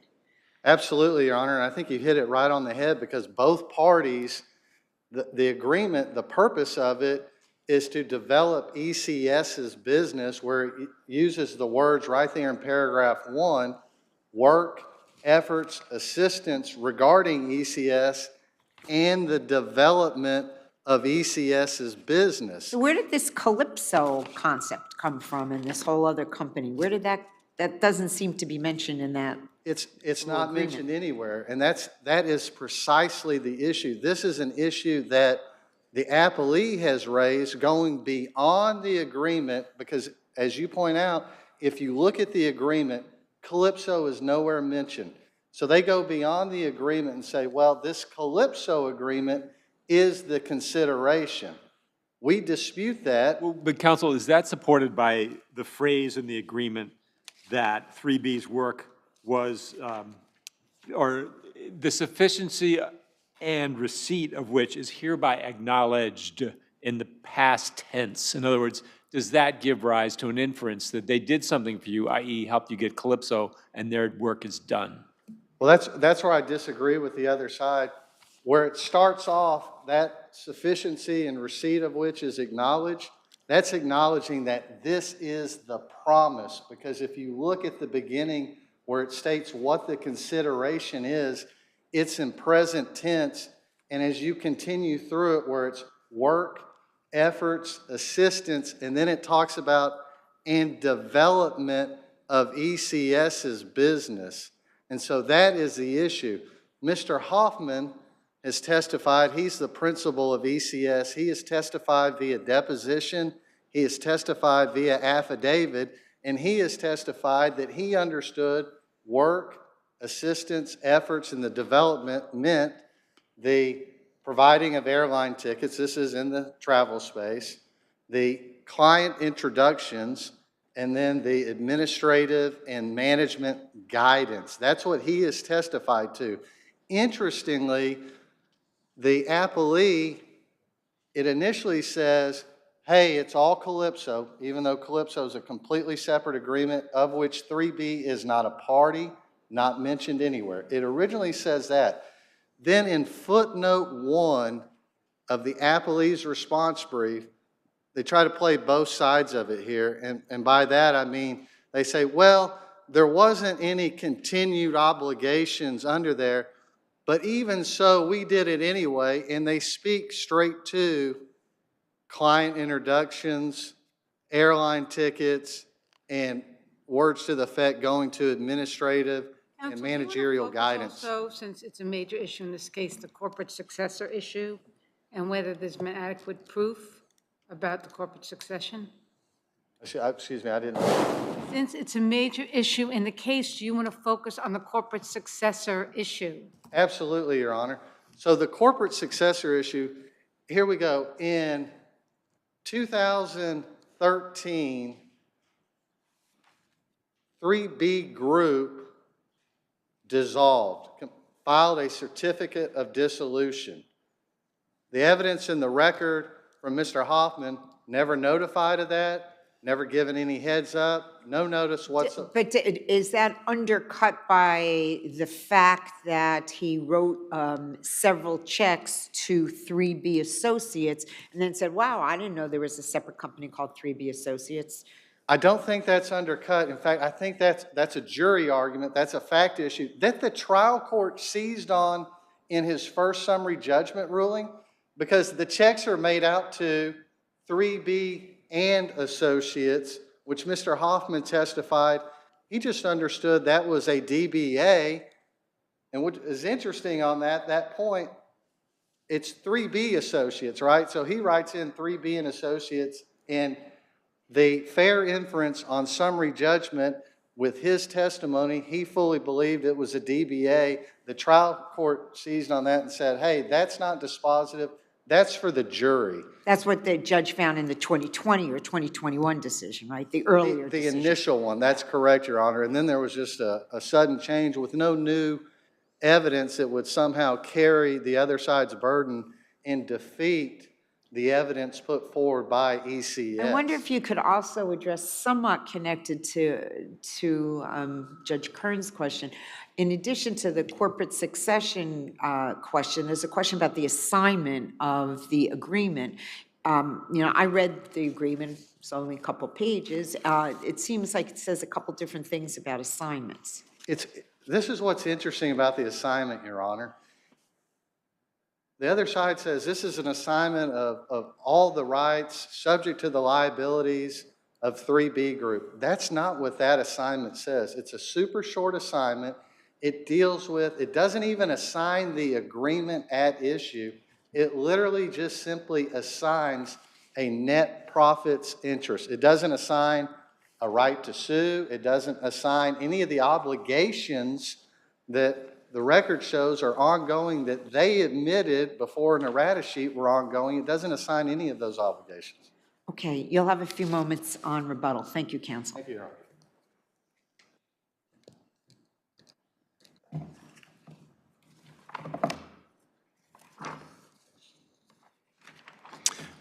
Good afternoon. May it please the court. I'm Jeremy Welfer of Sextrom Warm Flash PC, representing respondents, plaintiffs, 3B Associates LLC, and 3B Group Incorporated.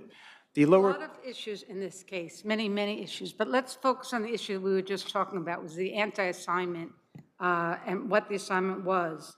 There's no dispute that the assignment here said it was an assignment of net profit interest, and it didn't assign the rights under the agreement itself. With that fact undisputed, how can you establish as a matter of law that there was a valid of the assignment agreement, or even the agreement's language does not support that? Because Mr. Behrens has submitted an affidavit giving the background to show how the LLC is a successor to the Inc. Right, but if the agreement itself contradicts that, doesn't that at best raise an issue of fact? No, it doesn't, because there's no one that has factual knowledge that is opposing the point that when they assigned the net profit interest, at that point in time, that were the benefits and obligations remaining under the agreement. If you look at the plain language of this agreement, it's specific. So how did the Behrens affidavit, as a matter of law, not factually, but as a matter of law, establish corporate succession? Because actually the first entity was in existence for 3 years while the other entity was still existing. They were together for 3 years. So how, as a matter of law, could that affidavit establish corporate succession? Because the documents that have been submitted along with Mr. Behrens' testimony explain how the reorganization for New York to save on New York City income taxes was accomplished with respect to 3B Group Inc. and 3B Associates LLC. What they did was they opened up an LLC. I know he says that, but even if you go to 3B Associates formation documents, they don't identify themselves as 3B Group successor and interest. There's nothing in the corporate documents which establish that it's a successor, nothing in the timing that establishes it's a successor. Well, there actually is, in that you have the assignment agreement between the two entities, plus if you look at the tax returns... We just discussed the assignment agreement just says it's an assignment of profits. It doesn't say it's an assignment of rights. But that was the rights at the time, and it was interpreted by Mr. Behrens, who was signing on behalf of both entities, to be all of the rights and obligations of 3B Group. That was... But that's not what the agreement, that's not what it said. It only talked about assigning net profits, not all of the rights and obligations. But that was Mr. Behrens' interpretation of what the agreement... But there could, the thing is, I get that, but, and I'm sure that has to be considered, but there's also other interpretations that were put forth in the record. That's my concern. It seemed like the judge was resolving disputed factual But what the judge was looking in the totality of not just that, but Mr. Behrens' testimony, plus the two tax returns for the entities where you had the final tax return for 3B Group Inc. in 2011, which showed no income, and all of the income was picked up for all the interests that Inc. had previously had on 3B Associates LLC. At that time, the only investment or entity that was generating income for the entity, or for 3B, was the, I think it was 5 PW at the moment, because the ECS had not met the $250,000 threshold at that point. And the reason for the existence of the two entities simultaneously is pursuant to BCL 1004. Before you can file for the certificate of dissolution, you have to get the approval from the New York State Department of Taxation and Finance. And if you look at the certificate of dissolution, you'll see that it was only issued towards the late December of 2012. As soon as that was received, that was filed. But there was no business going on with respect to 3B Group, Inc., because they believed that they had, reorganized under the LLC, Your Honors. So how do you deal with the fact that your agreement with ECS had a provision in it saying that the agreement couldn't be assigned except by a writing signed by both parties, which you certainly didn't have? Well, because there's a separate provision in the agreement, paragraph 7, which says this agreement and each and all the terms and provisions hereof shall be binding upon and shall inure to the benefit to each of the parties hereto, their respective heirs, representatives. Why doesn't that just create an issue of fact? They're completely contradictory to each other, those provisions. So normally if you have completely contradictory provisions, it creates a factual issue. Because in terms of contract interpretation, you just don't, the courts generally favor not having a superfluous provision in there, and this provision specifically refers to successors. Doesn't your reading make paragraph 4 superfluous, the anti-assignment provision? No, because that assignment provision would be for a completely separate entity that had no relationship to the parties. What are you talking about? I'm not following what you're saying at all. If it was sold to or signed to ABC Corp., who had no relationship whatsoever. But it doesn't say that. I mean, as I indicated earlier, this is a really short agreement. These are short little one-sentence paragraphs. I think we all looked at them. I don't really see how they work together. And they're on the same page. It's not like, they're 27 pages before. It's only a 3-page agreement, and those paragraphs are on the same page. So I just can't really see how, what's superfluous? Which one are we supposed to not consider, and which one are we supposed to consider? So it makes it a little hard to figure out how the judge picked one interpretation over the other. But there is no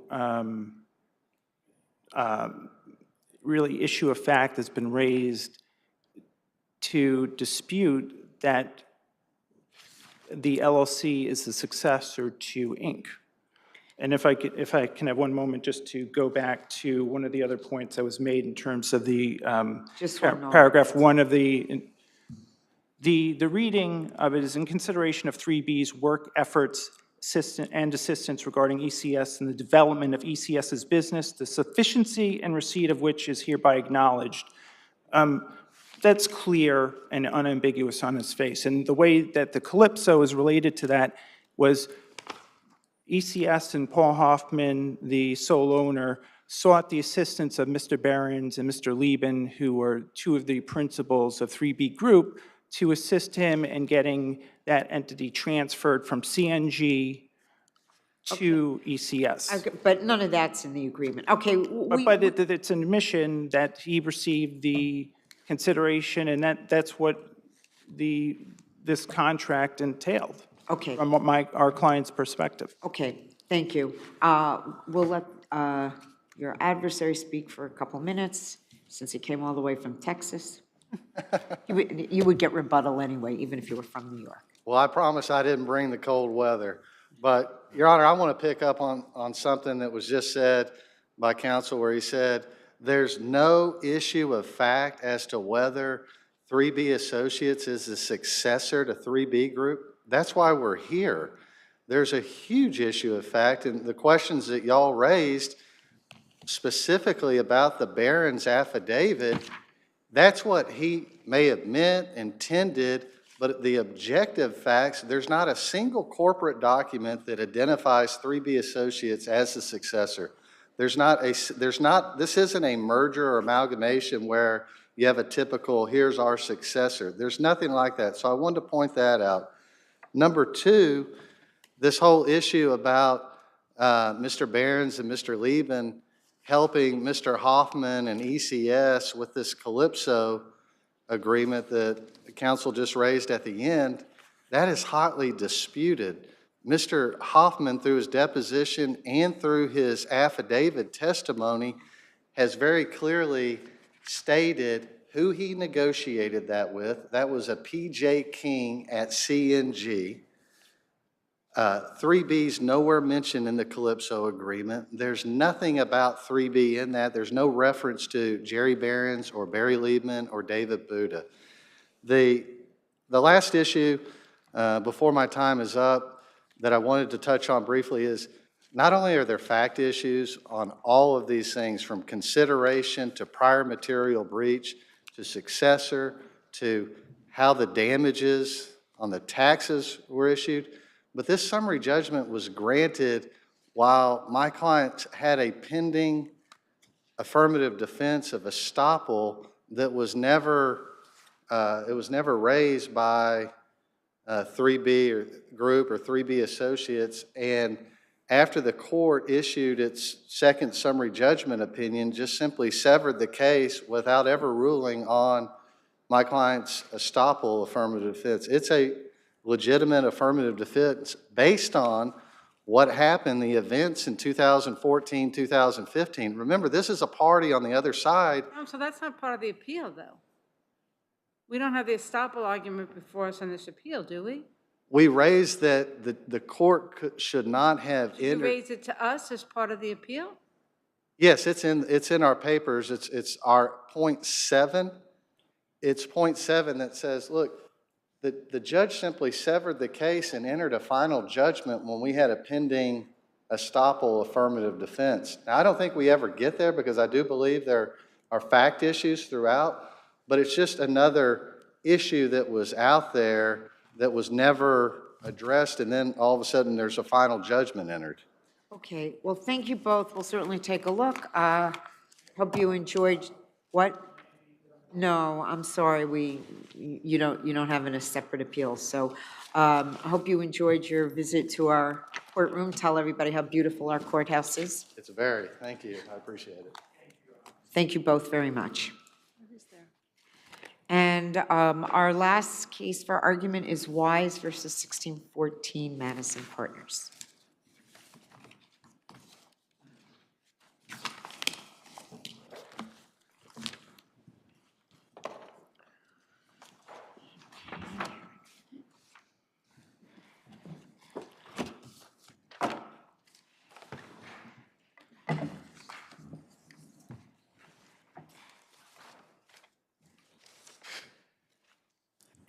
Good afternoon. Good afternoon, Your Honors. Arun Parambasekar for the defendant appellant owner.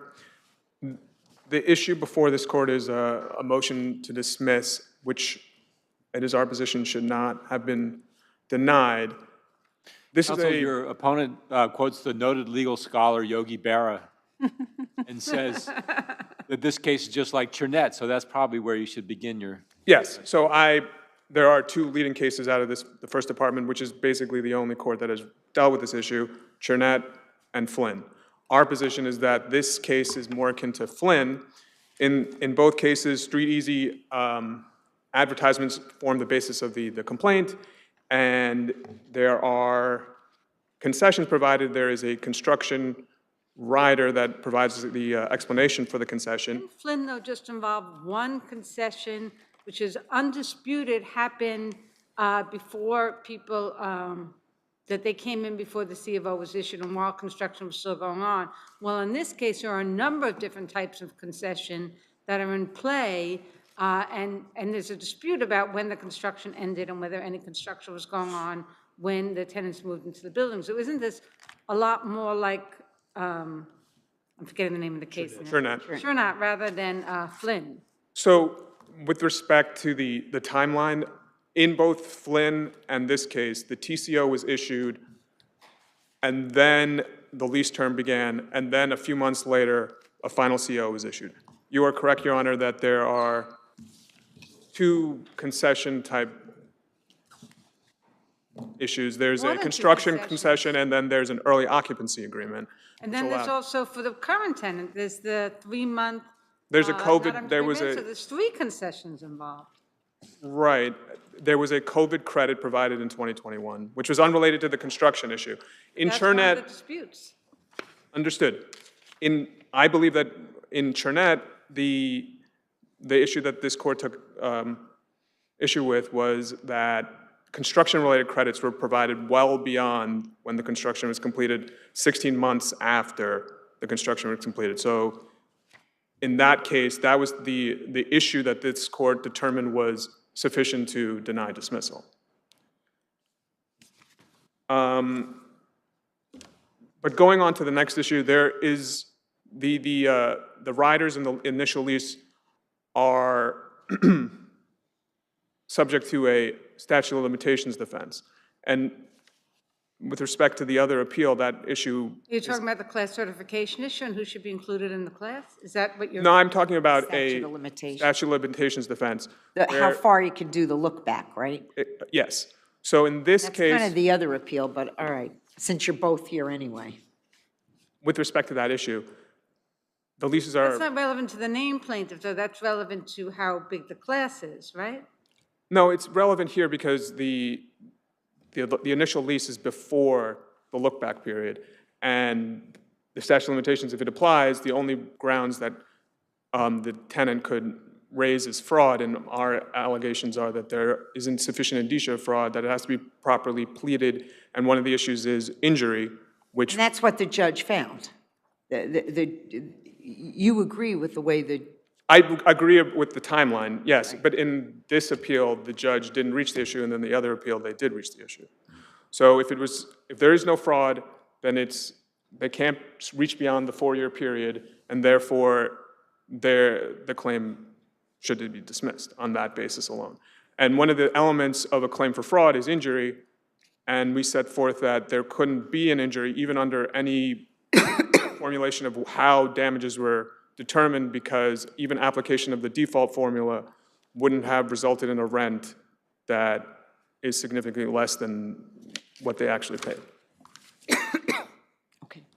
And with that, I can... All right, well, we'll listen to your adversary. You have a few minutes if there's any response you'd like to make. Thank you. Good afternoon. May it please the court. Roger Sacker, Newman Ferrara. I want to point to this morning's Wall Street Journal. Apartment rents fall as market sees wave of new supplies. Essentially, what landlords are trying to do is they're trying to immunize themselves from market rate rents. They're basically using concessions so that they then ignore when they set the initial rents or set preferential rents. And then at renewal, they can pull those concessions and increase the rent from, say, $2,750 to $3,000, far more than the RGB allows. And we've given them millions of dollars in tax credits. The annual budget for 421A is the entire city budget of Las Vegas, Nevada. That's how much we give away. And landlords, we've studied this immensely. We have found 2 landlords in the entire city of New York participating in the 421A program that actually follow the rules. Is this all in the record? The Las Vegas, Nevada is not in the record. I apologize. I guess today's Wall Street Journal isn't. Today's Wall Street Journal is definitely not in the record. And the 2 landlords who, I'm just... That is not. I'm sorry. I was making a public policy argument. I'm sorry. I got a little off track there. But look, let's talk Chernett and Flynn. Flynn is a very narrow opinion. If there is a concession for a valid reason that is unrebutted by any other evidence, Flynn applies.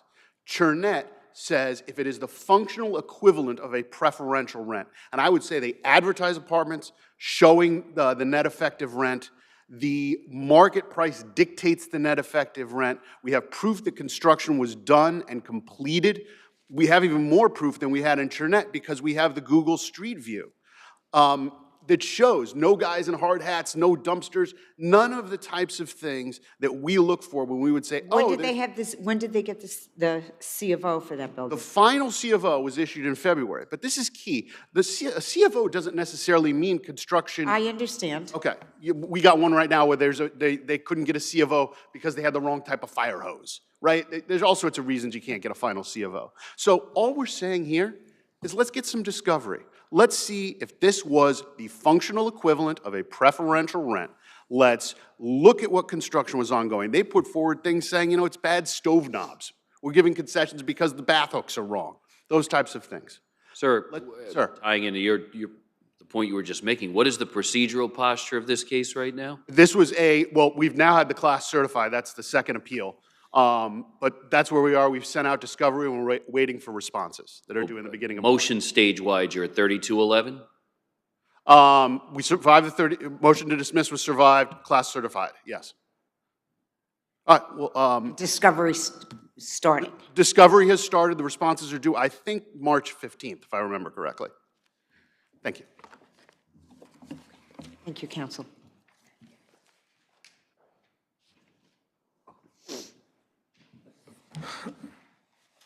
Just touching on the point about the status of the construction of the building. A TCO is granted when construction is substantially completed. So to the extent that hard hats and street view pictures show that nobody had a crane up at the building, that would be the type of, that doesn't prove that construction was not ongoing, because the type of concession, which was a month concession, would be for the type of finishing type work in a building that is internal. You just concede the point, though, because the issue is whether there's an issue of fact versus in Flynn, there was no issue of fact about where they were in the construction. No one disputed it. We hear there is a dispute. That's the whole point.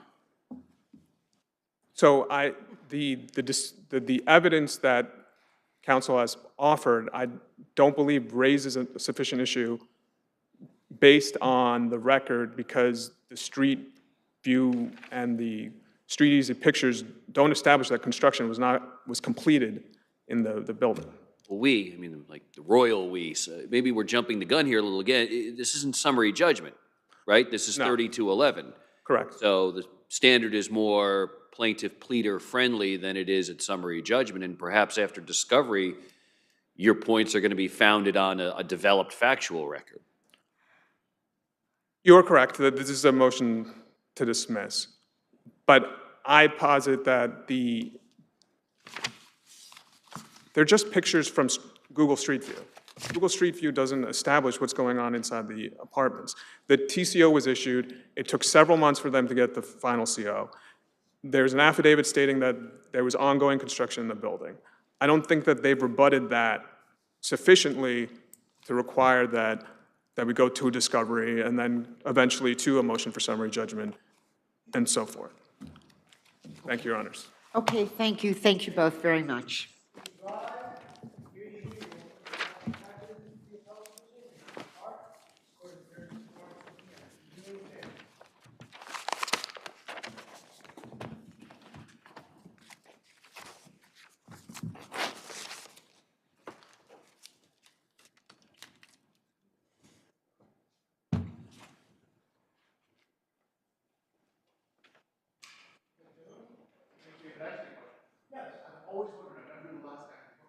What is the purpose of the chair? It's down there.